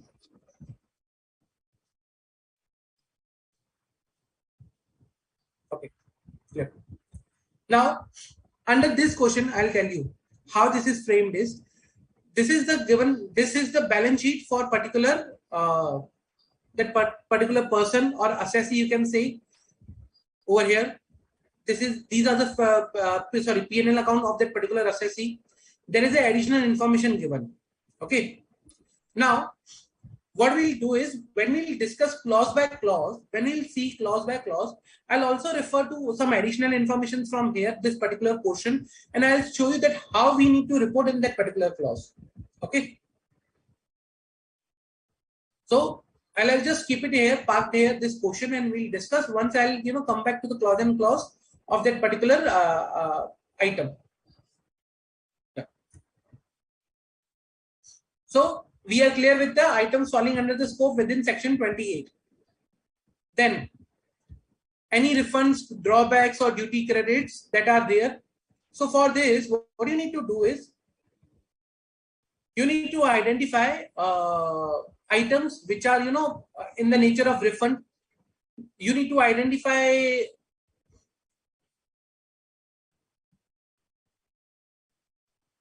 tax filings, like, if they are, refund of duties of custom or excise or service tax, you need to refer tax filings of customs, excise, service tax, VAT, GST. Then you need to refer to refund intimations, received by the assessee, or any intimation to that extent received by the assessee. Refer department communication. If any communication has been received by the assessee from any of the department regarding refund or duty credits or drawbacks or refund of duties, like this way. Inquire with management.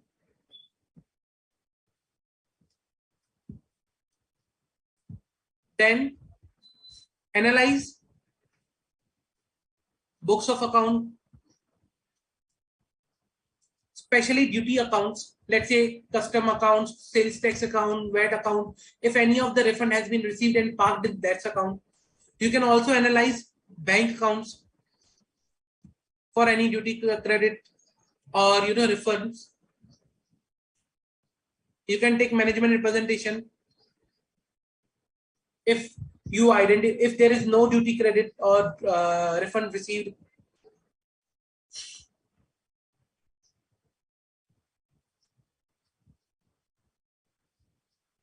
Okay. Escalation claims. For escalation claims, what you need to do is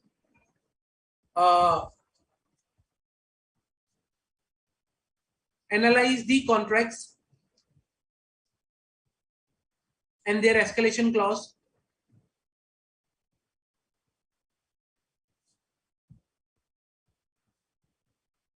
Analyze, or you can say identify, the conditions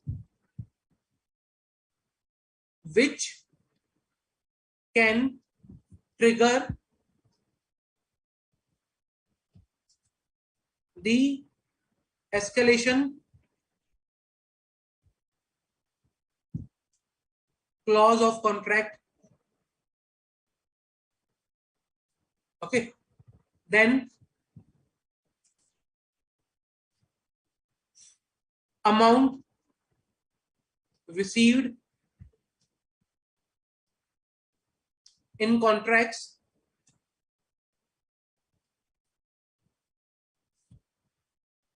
over and above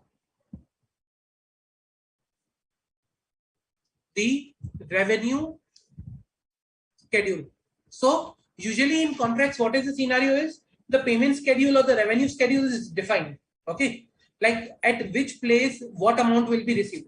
If any amount in addition has been received, then you need to identify why that amount has been received, whether this amount is on the account of escalation. Okay, so you need to analyze the amounts received in a contract which may be over and above the revenue schedule. Then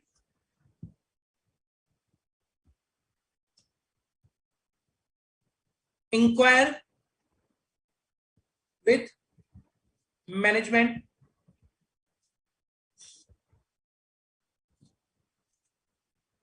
Then what you can do is analyze last year's filing.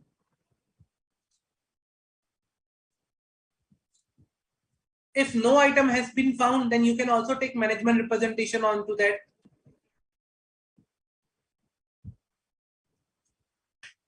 Okay. Any other item of income means IFOS or any other, capital gain or something like that, not credited to P&L account. What you can do, same. You need to analyze books, inquire, plus validate last year's filing.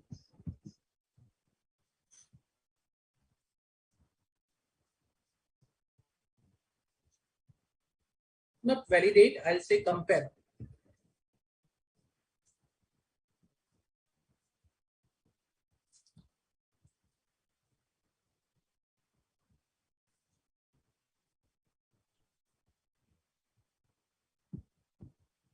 Last year's filing.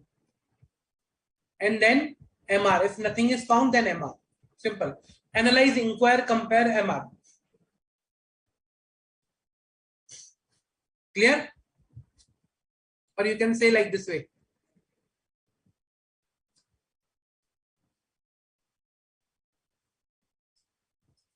ACME. That is analyze, compare, if management representation, if nothing found, and inquire. Like this way. ACME. You can perform ACME steps to ensure that the item, whether there are any such items or not.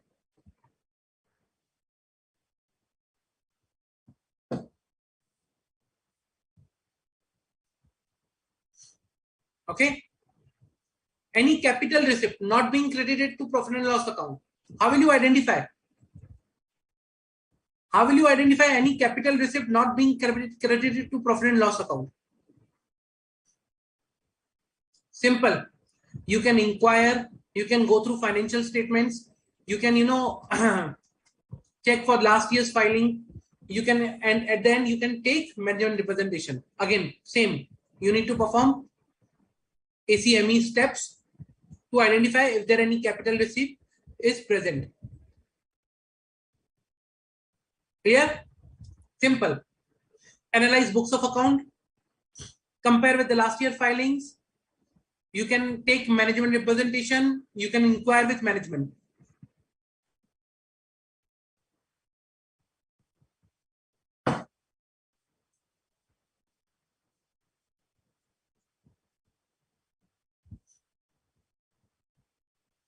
Now, I'll take one question over here. Let's see.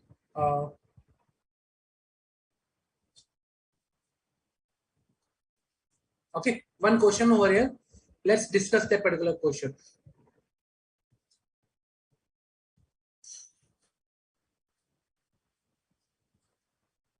During the year, ABC Limited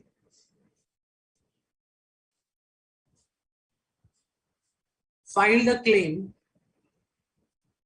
for property destroyed in fire.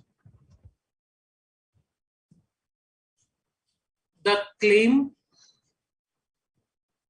file was rupees 10 crore. However, on 31/12,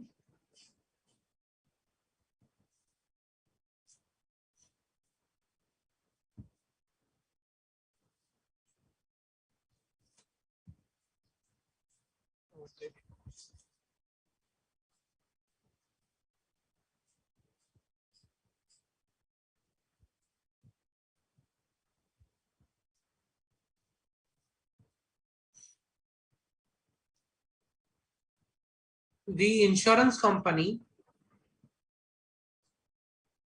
admitted claim to the tune of 80% of amount filed for claim.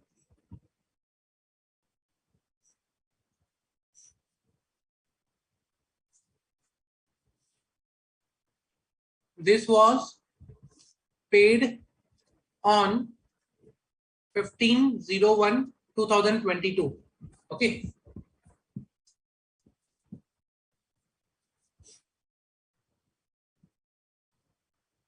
The claim received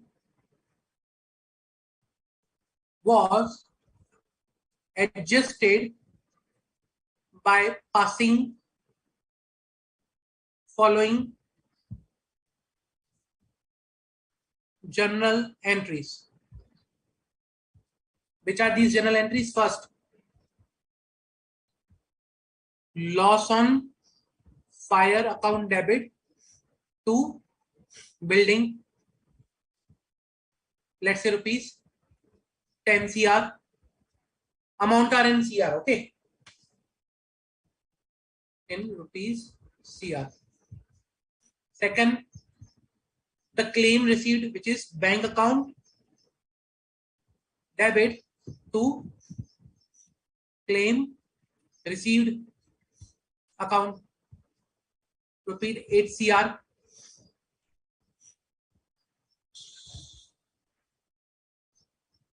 Third,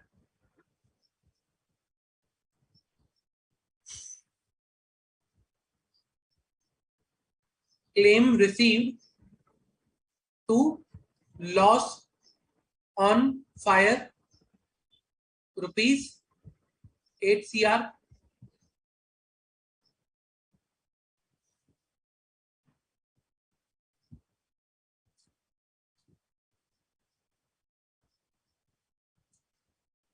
Fourth,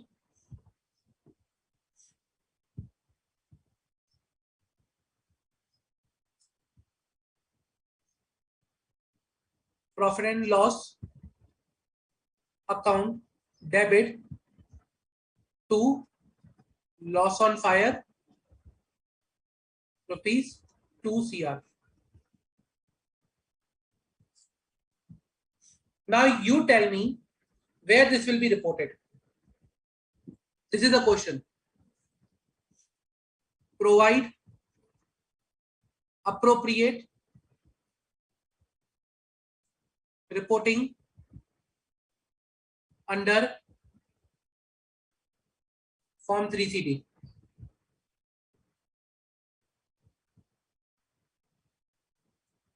Now this is the question. Now you need to provide appropriate reporting under Form 3CD.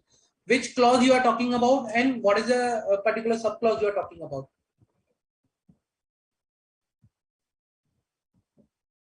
Question is in front of you guys.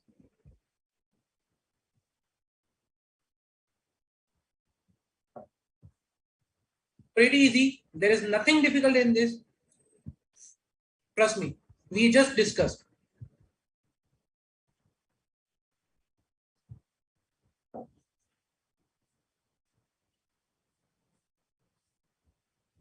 Come on, guys. We just discussed this thing. Where to disclose?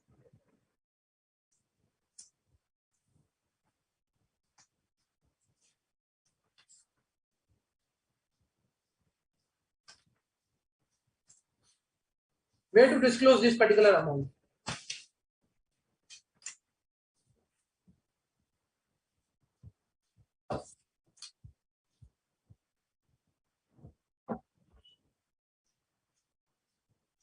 Come on, guys.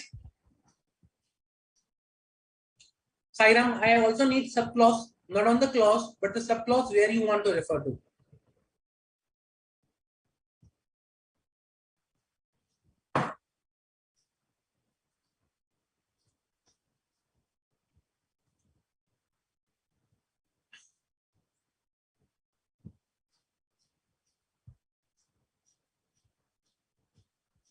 So these are the set of journal entries they have passed. Simple. And this is a whole case scenario. Means particular scenario. You tell me how this should be reported. On where? Not only the clause, but the subclause.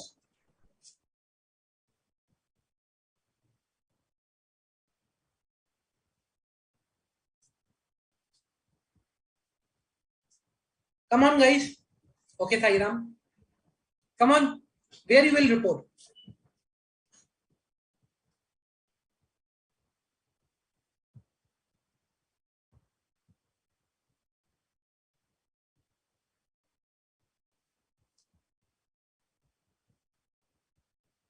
Where you will report? I'm waiting for your answer.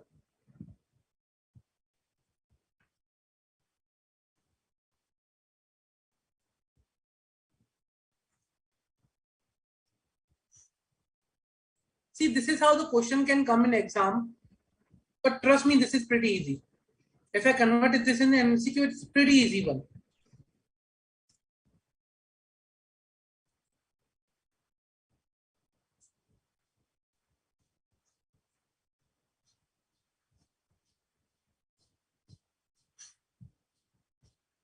So this item will be reported not under 16C, but it will be reported under 16D. 16C is about escalation claims on the contract. Escalation claims means there was a contract, the rates of the goods or the raw material increased. Now I'm claiming escalation for the long-term contracts. That's the escalation claim. But when I say any other income, any other item of income or something like that not being credited to profit and loss account, that will be my insurance claim receipt. Or you can say it can be capital receipt also under clause E. Either it can be under D or under E. That depends upon the loss amount, okay, or the amount that I have received.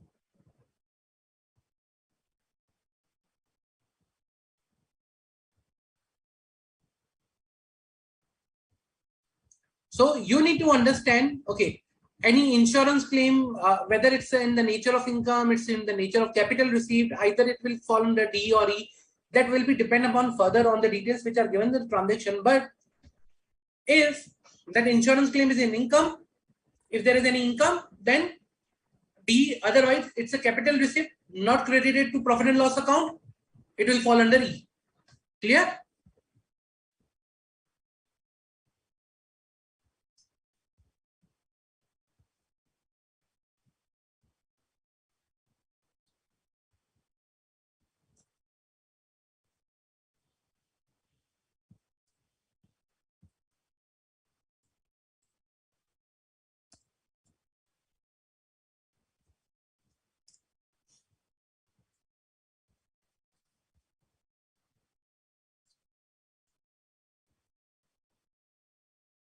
Clear that, guys? Any doubt?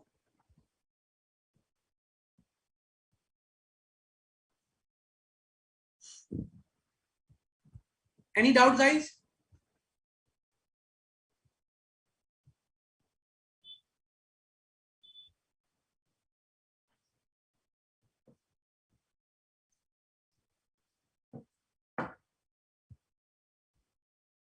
So there is a section 45(1)(a) of the Income Tax Act. Okay. So there are conditions prescribed that amount received under the insurance claim, okay, on the destruction of a asset is not chargeable to tax, or will that will not charge, will be not counted as a transfer. Now there are two conditions: that the asset is completely destroyed, or compensation is received because of the damage and destruction of the asset, and asset is destroyed because of the flood, typhoon, earthquake, or fire, explosion, like this way. So if that is the scenario, then that income will not be counted as a capital gain, and it will be counted as a capital receipt.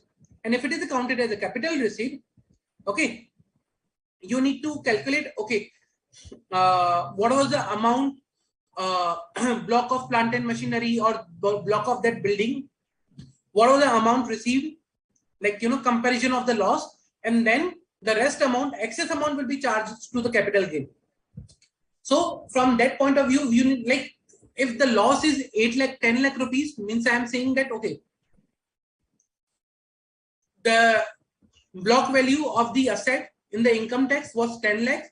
I received 8 lakhs. Still there is a loss. So 8 lakh will be a capital receipt, not credited to profit and loss account. Clear?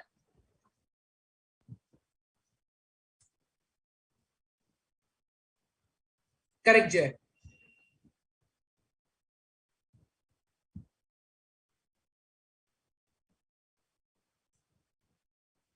So this is very important to understand, okay, which amount is going where, not even the clause, but the sub-clause level, at the sub-clause level.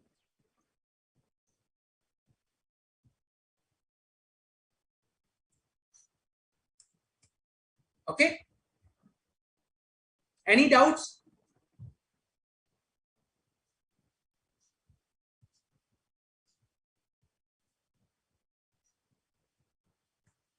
guys, please provide your feedback. Please, it's very important for us to understand, okay, whether you are enjoying the lectures, whether you are liking it, not liking it, you need something additional, or whether you are getting the things or not. So your feedback is very important to us. Please provide your feedback. Okay. And accordingly, I'll try to provide those things which you ask for the additionally. And if it is feasible, I'll definitely try to incorporate those things into the lectures. But for that, feedback is must. Till the time you will not let me know what you need additionally, how can I provide that? Simple. So just provide me the feedback, whether you are enjoying the lectures, not liking, understanding the things or not. It will be very helpful for me. Okay. Oh, then clause 17. Again, a good clause. This clause 17 talks about, now this, okay, this particular clause 17, okay, it was brought, a change was brought in that particular clause recently. Reason because, I'll tell you. The clause talks about where any land or building or is both transferred during the previous year for consideration less than value adopted or assessed or assessable by any authority of state government referred under section 43C or 50C. If yes, then provide the details of property, consideration received, value adopted or assessed, and the provision of subsection 43, provision of 43 or 56. Okay. Now, what is this particular clause about is, remember section 43CA. Section 43CA talks about assessment done by the authority in case of property transfer for value less than the consideration. We use sometimes also call it stamp duty valuation. Remember anything? So this is a special provision wherein, you know, where the consideration received or accruing as a result of transfer. Okay, like transfer can be land, building, or both, but not a capital asset. Okay. Now the value which is, you know, taken for the transfer is less than the value which is assessed by the authority of state government. You can say registrar, or in case of what you can say, municipal value or stamp duty valuation. So if the value is assessed less, then the difference between the value assessed and the value adopted will be chargeable from the computing profit and gains of transfer of such asset. Now there are conditions that the difference of 10% or something like that. There are other conditions to this section, but that is something stamp duty valuation that we are referring over here. Okay. Now, if any such land and building has been transferred where the stamp duty valuation is more than the value for which it is transferred, then you need to provide details of property here. But how will you identify those things? For that, first you need to understand property transferred during the year. Second, you need to understand, okay, what was the stamp duty value and agreement value or consideration received, basically agreement value or consideration received.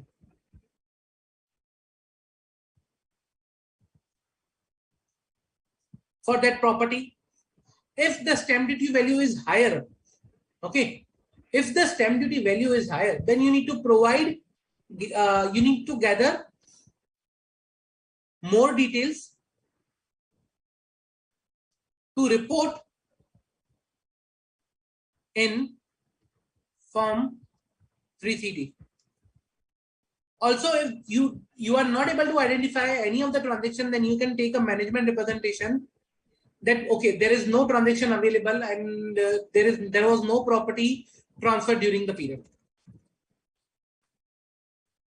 Okay. So this is for the land and building or both transferred during the previous year for a consideration less than the value adopted.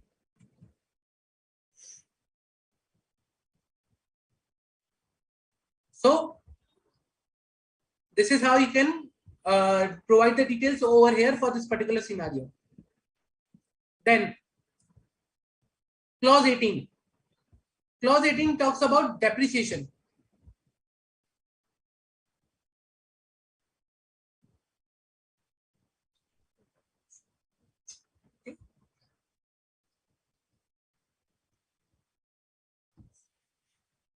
Clause 18 talks about depreciation. How you provide details of depreciation calculated or allowable under Income Tax Act for each asset or block of asset. What are the details you need to provide? Description of the asset or block of asset, rate, actual cost, adjustment made according to 115 BAC, BAD. This is only for assessment year 21-22. Adjustment made to written down value of intangible asset. Adjusted written down value. Then you need to provide additions or deduction during the year. Then you need to provide depreciation allowable, then written down value at the end of a year. So if I give you one example, how we report is,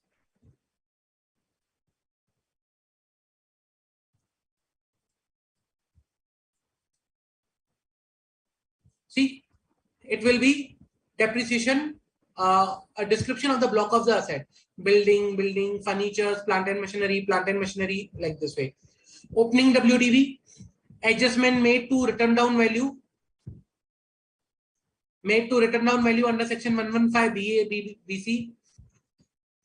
Then your amount, then whatever purchases you have done, adjustment on account of SANVAD, change in exchange rate, subsidy grants, total value, deductions, depreciation allowable calculated, then WDV. This is how we report in a tabular format for the depreciation. Okay. Now, to report this particular item, you need to perform some, additional audit procedures. What are those additional audit procedures? First,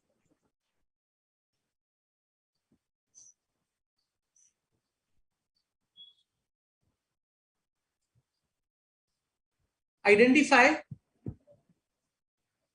the asset or blocks already present.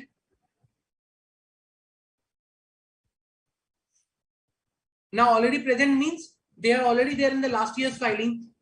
Number 2, identify adjustments and additions. And how will you identify? You will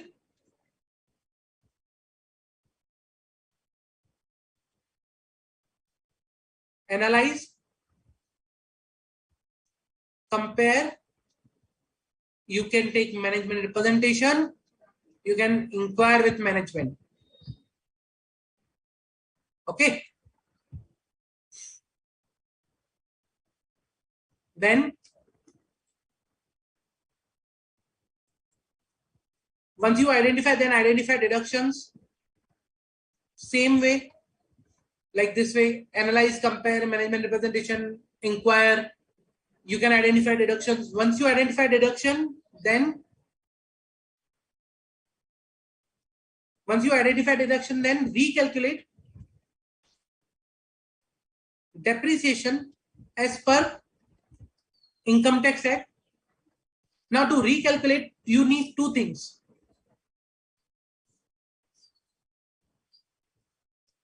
Asset value that can be derived by the addition or deduction. Okay. So that will be opening plus addition plus deduction, less deduction.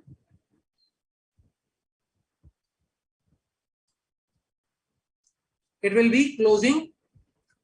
Okay. Then you need depreciation rate. That will come from Income Tax Act. So if you multiply both of them, you can get the depreciation amount as per Income Tax Act. So this is how you need to do recalculation and closing values and everything you need to identify and you need to provide details into the form 3CD. Clear? Any doubt till now?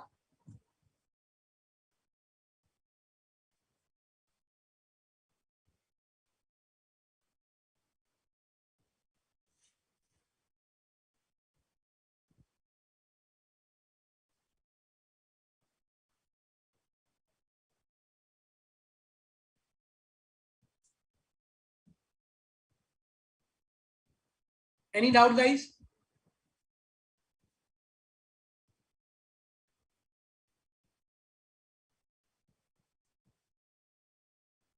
No?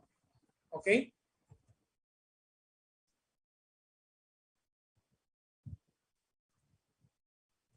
Okay, no issues. So guys, I'll just request one more thing. So yeah.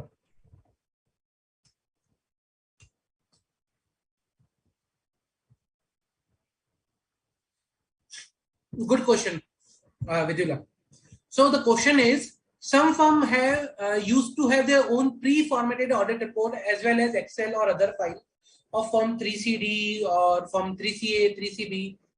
How it is present in the online scenario? When you now times you file or you submit form 3CD or form 3CB, 3CA in an XML format. Okay, there is a tool whereas you provide the detail of that particular form 3CB, 3CD clause by clause. That tool converts that the detail you provide into the XML file, and the XML file then is uploaded on the income tax website by a accountant. Then that file is approved by the assessee and then it gets filed. So irrespective of their own pre-formatted audit report or the formats they are using in the Excel file, income tax department nowadays accepts the form 3CA, 3CB, 3CD or any of the form in their XML format. So they have their XML format. You need to submit data in that particular format only. Otherwise, they will not accept your data. So this is how it works nowadays. Earlier, it used to be when there were manual filings, printouts, and all those things, but that has been done away now. So what we do is, in case of even we want to keep a printout or hard copy available, what we used to do is, we now once the tool creates an XML, we take a printout of that XML file and keep it and save it for our record.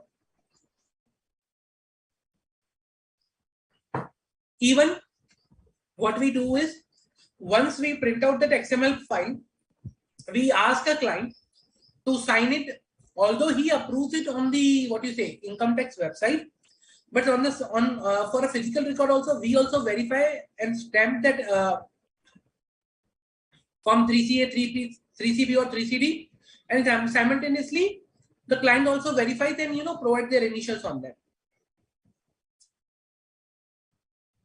Thank you, Vidula. Any further doubt, guys? Any further doubt?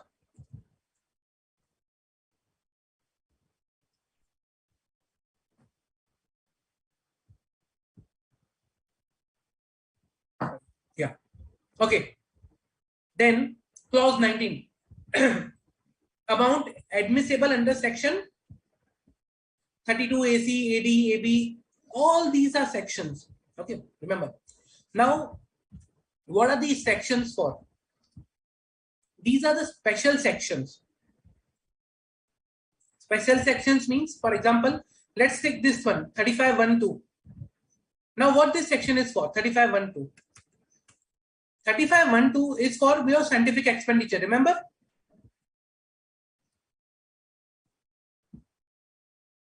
Section 3512 talks about scientific expenditure, wherein you get 1/2 of the times of the sum paid to research association. So what it says here, like amount admissible under this section. So for example, if I have done any expenditure on scientific research, then let's say amount debited to profit and loss account, rupees 1 lakh. amount admissible as per the provisions of Income Tax Act.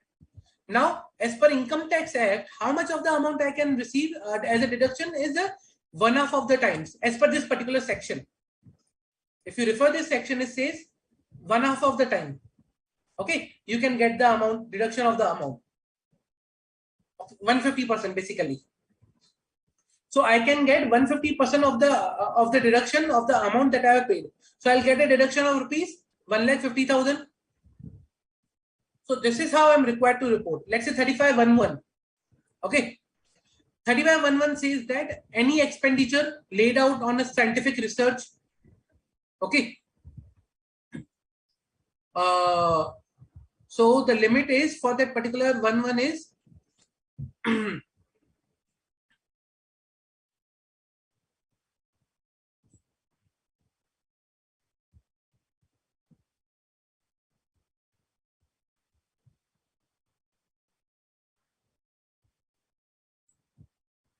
so that's a 100% limit for that in 3511. 3512 150%. Okay. Then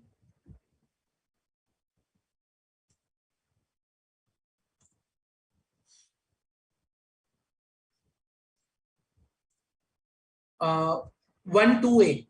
12A also is for scientific research, whereas it is provided that such companies registered in India, main objective is scientific and all those stuff. So again in that, so if you are getting a higher deduction, you need to mention that higher deduction amount. If you are getting a normal deduction, you can mention that normal deduction amount. So as per the deduction that you are getting under, as per the provisions of that particular section, you need to mention that amount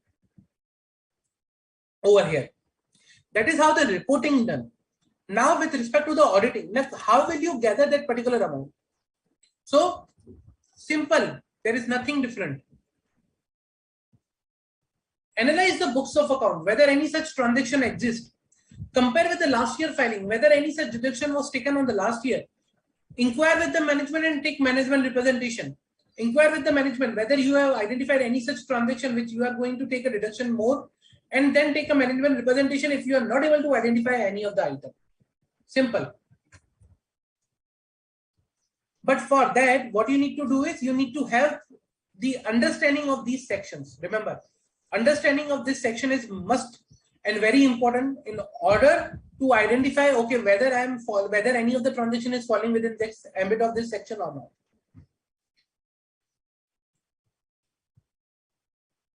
Okay. Clause 20A. Any sum paid to employee as a bonus or commission for service rendered where such sum was otherwise payable to him as a profit or dividend. Okay. Whether have you paid any of the amount to the employee as a bonus or commission which was payable to him as a profit or dividend, then you need to provide the details here.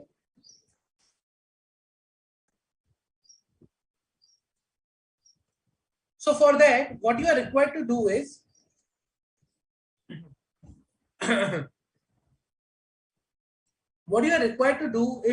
that for this particular clause, first you need to identify, okay, obtain a list of employees.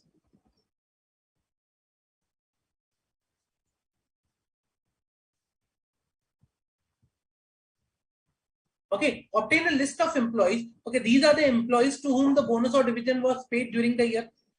Fine. I obtained the list of employees. Okay, these are the employees to whom the bonus or dividend was paid. Okay. Then check whether the bonus or dividend that has been paid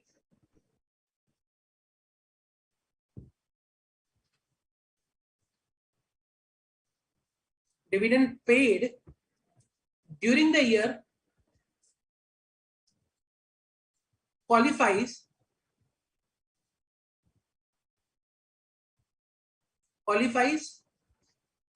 provisions or requirements of section 36(1)(2). Okay, if this particular dividend or bonus qualifies the provision of section 36(1)(2), means that is paid instead of the profit or dividends that was supposed to be paid to him, then you need to report that amount here. And how will you report? How will you report? You need to report as a, like for example, name of employee, okay, bonus / commission paid,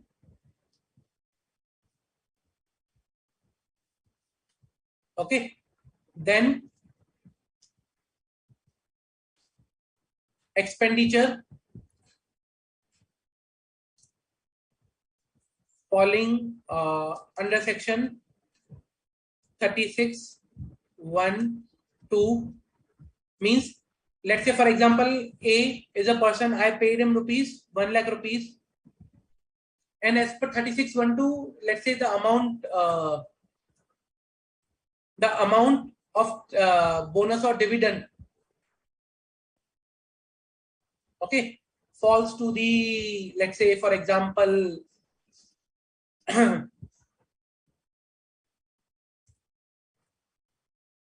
70,000. Hypothetical example, can be anything, okay.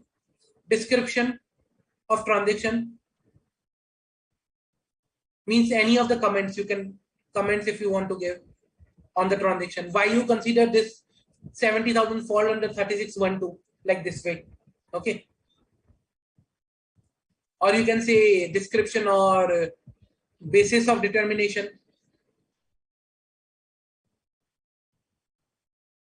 why this satisfies the criteria which is provided in the 36(1)(2). So 36(1)(2) says that, okay, any sum paid to an employee as a bonus or commission for service render, where such sum would have not been payable to him as a profit or dividends if it had not been paid as a bonus or commission.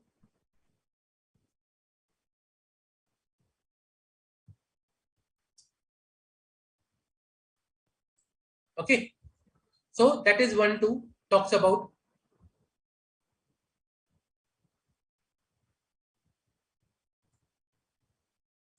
So you can provide in this particular format and you can gather the details from the management with respect to this particular item.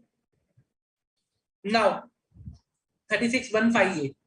So it talks about contribution received from employees for various funds. 36(5)(a), what it talks about, any sum received by the assessee from any employee, from any of his employees, to which the provision of 224 applies. And if such sum is credited by the assessee to the employee's account in relevant fund or funds on or before due date, then the deduction is allowed.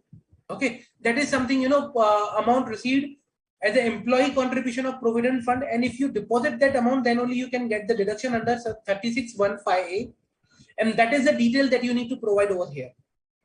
And I'll show you one of the example if I have. Yeah.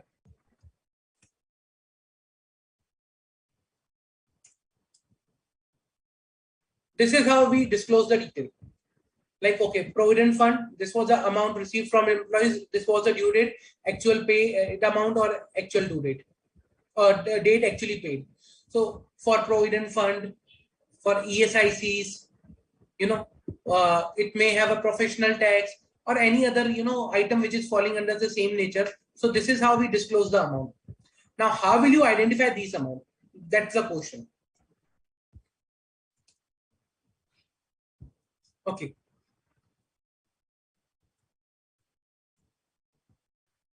How will you identify these amounts? So first you need to understand what are the amounts received by employer from employee as a contribution or for funds or for for depositing or something like that. So what are the amounts that are received by the employer from employee? Number 2, verify whether it has been paid to relevant authority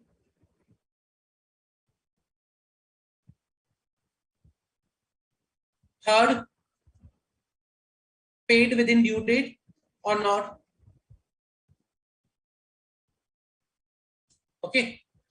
Now, to identify these things, what you can do is, like, these are the details that I require.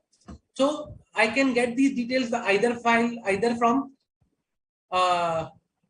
statutory filings,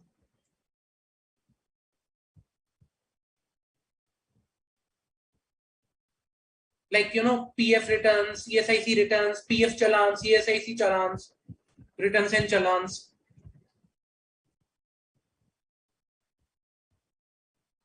I can identify from books of accounts.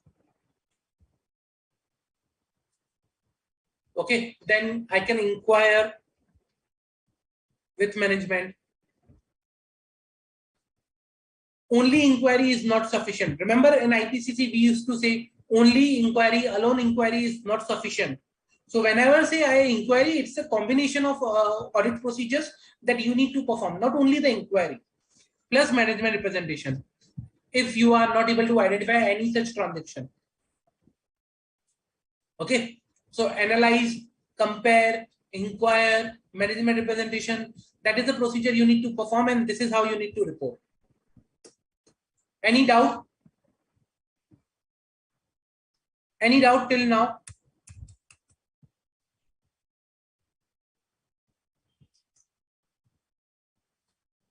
Some easy logical way to remember all these clauses.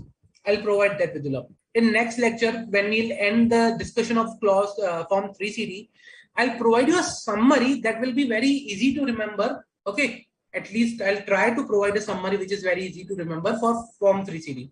Clause by clause, you can say index sort of, or checklist sort of, by using which you can easily remember. And why I did not provide at the start, reason because right now we are understanding the clause. Once you have the understanding of the clauses, and then if I provide a summary, it will be very easy to remember, easy to correlate with each and every item, because they are made of keywords.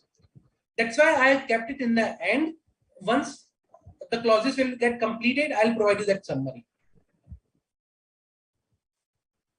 Any further question, guys?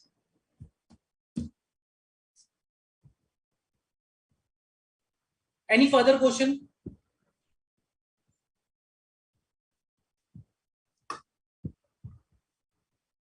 Guys, the more you will ask, the more you will understand. It's a very critical thing. I say, read, ask as much as you can. In each and every clause, I think there are at least 10 questions that you can ask. At least you can ask in each of the clauses. Let's say, for example, contribution received from employees. Okay. Now, you can also ask, okay, details of contribution received from employees. Now, because of something, let's say, for example, this is funds, provident fund, ESIC. Okay. Now, whether this particular amount that is received over here, okay, what if they are deposited late? How we will report of if they are not deposited, how they are reported. So there can be various scenarios that you can ask, or you can think about. Okay, now the due date. Let's say, for example, the due date was this one, but then it got extension. How do you report the extension over here? You need to report original due date, new due date, what? So there can be various questions, and they can be asked in the exam also. Like it's about the understanding the content and the section or the clause requirement. Okay, let's say, for example, I'll tell you depreciation. Okay. Now, in depreciation, you can also ask about, what will be the impact, where will we will show the depreciation or the block of, let's say, asset, or let's say building converted into stock in trade. Where you will show in this depreciation schedule, building converted into stock in trade. That will also have an impact somewhere else, but it will have an impact over here also. So these are some questions, if you like doubts or questions you can ask, like, okay, how to report this, how to report that, how to report in particular environment. So these, if you think about, there can be various different reporting scenarios, case to case basis, which will enhance your clarity, which will really provide you a detailed clarity. Okay, how we can report.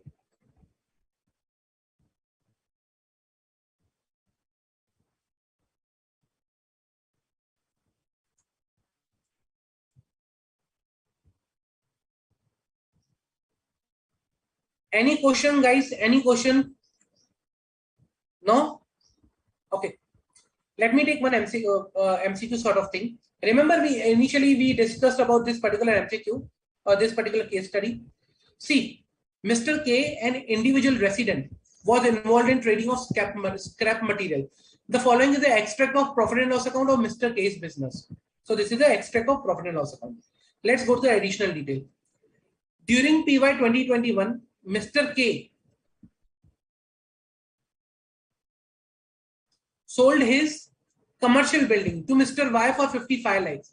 The value assessed by the regional registrar for the payment of stamp duty of such transfer was 67 lakh rupees.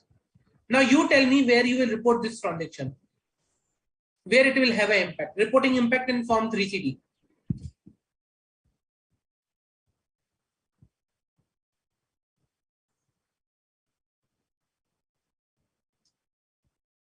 Which all clauses you will report and where?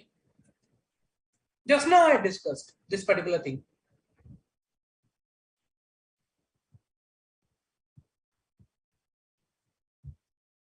Where will you report and where it will have an impact?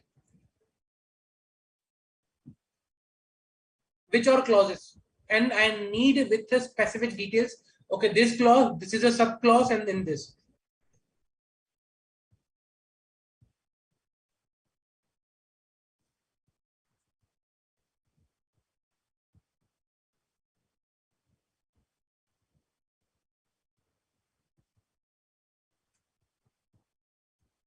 Come on, guys.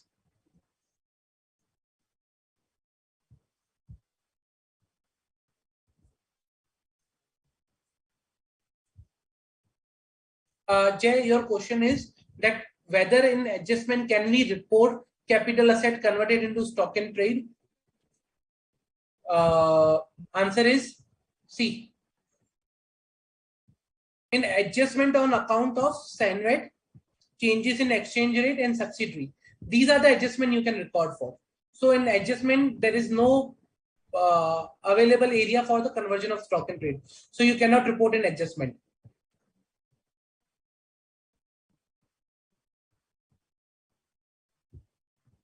Come on, guys, provide the answer of this question.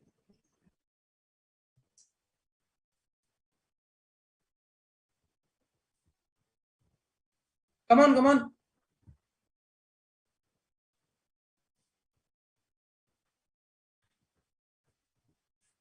Till the time you don't understand where it is required to be reported, it will be very difficult to learn the clauses and the Form 3CD.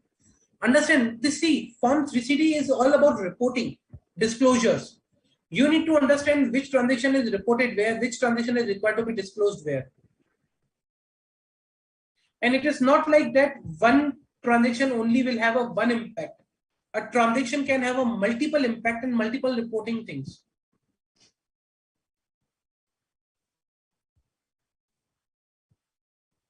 Come on, guys, come on.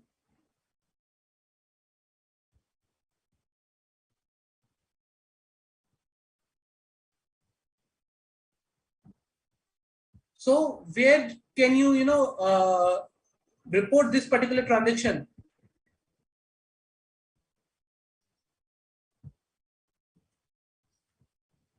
Okay. So this particular transaction can be reported in, I'll show you. Clause 17,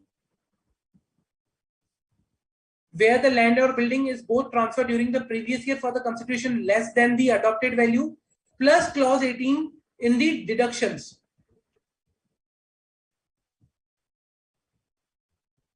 Okay, in the columns deduction. So if the land and building is no longer present into a depreciable asset, it is not a capital goods. You need to remove from here and you need to transfer it to the stock and trade. So this will have a dual impact. 17 and 18.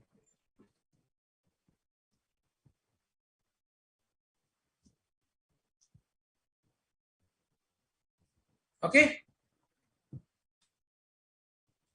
So guys, this is how you need to do the reporting or in Form 3CD. It is very important for you to understand the reporting requirements. 16E.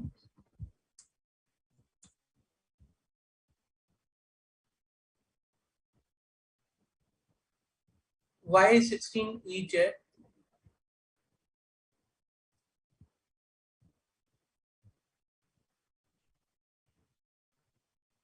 Okay, good, very good. Yes, yeah.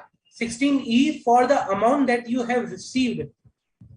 Okay, so once you will receive that amount, let's say for example, I sold a commercial building of 55 lakhs. Once I have received that 55 lakhs, I will show as a capital receipt item not credited to profit and loss account. Absolutely correct. So if I receive that amount, that will also be form part of clause 16E on receipt.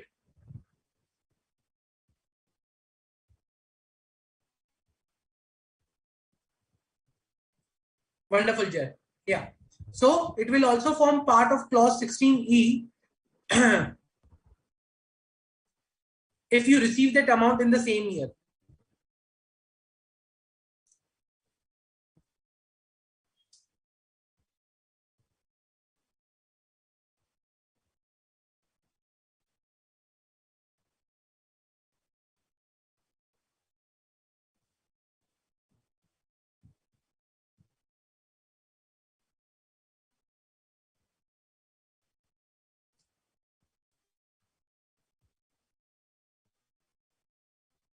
See, Vijula, I'll say the whole report is very important, absolutely correct. But there's a logic behind each and every item which is asked over here in the Form 3CD. The logic is that, sometimes these transactions miss out from the purview of income tax authorities. They want that, okay, we should highlight some critical informations and critical transactions to them so that they can be appropriately brought under the ambit of tax laws. That's the main purpose of, additional reporting in the Form 3CD. So that's why if you see this particular transaction where the value is less than the adopted assessed value by the stamp duty authorities. What if today I sell a property which has a stamp duty value of, let's say, for example, 2 crores into a property having a stamp duty value of 2 crores, I sell it for 2 lakhs.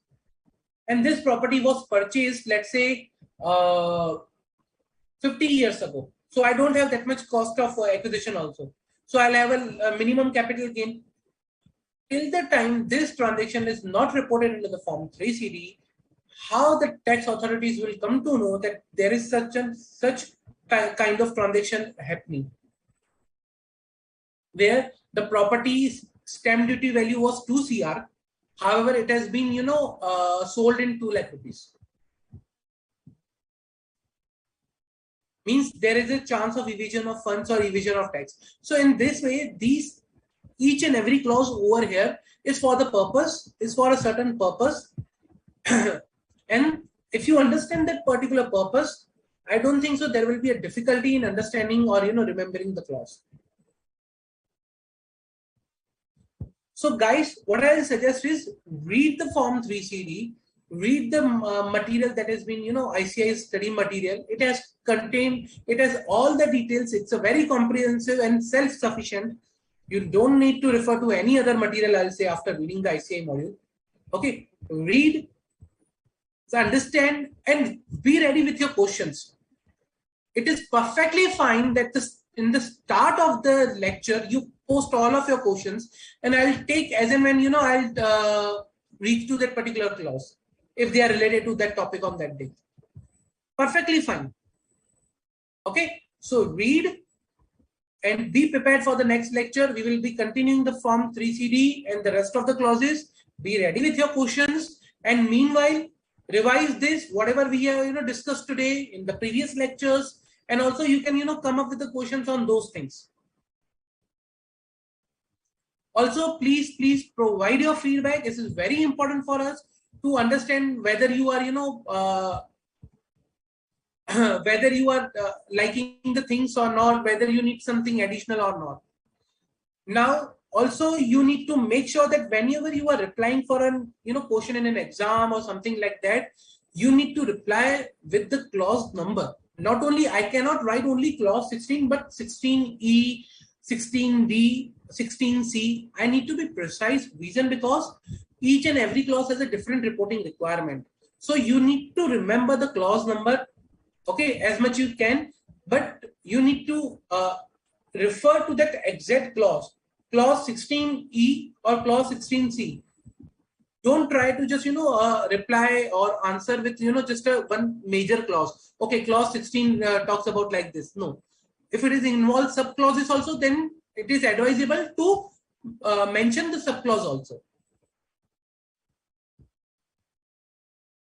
Okay. Okay. Thank you guys. Thank you for participating in today's lecture. We'll continue in the next lecture. And please read and come with your questions also. Thank you.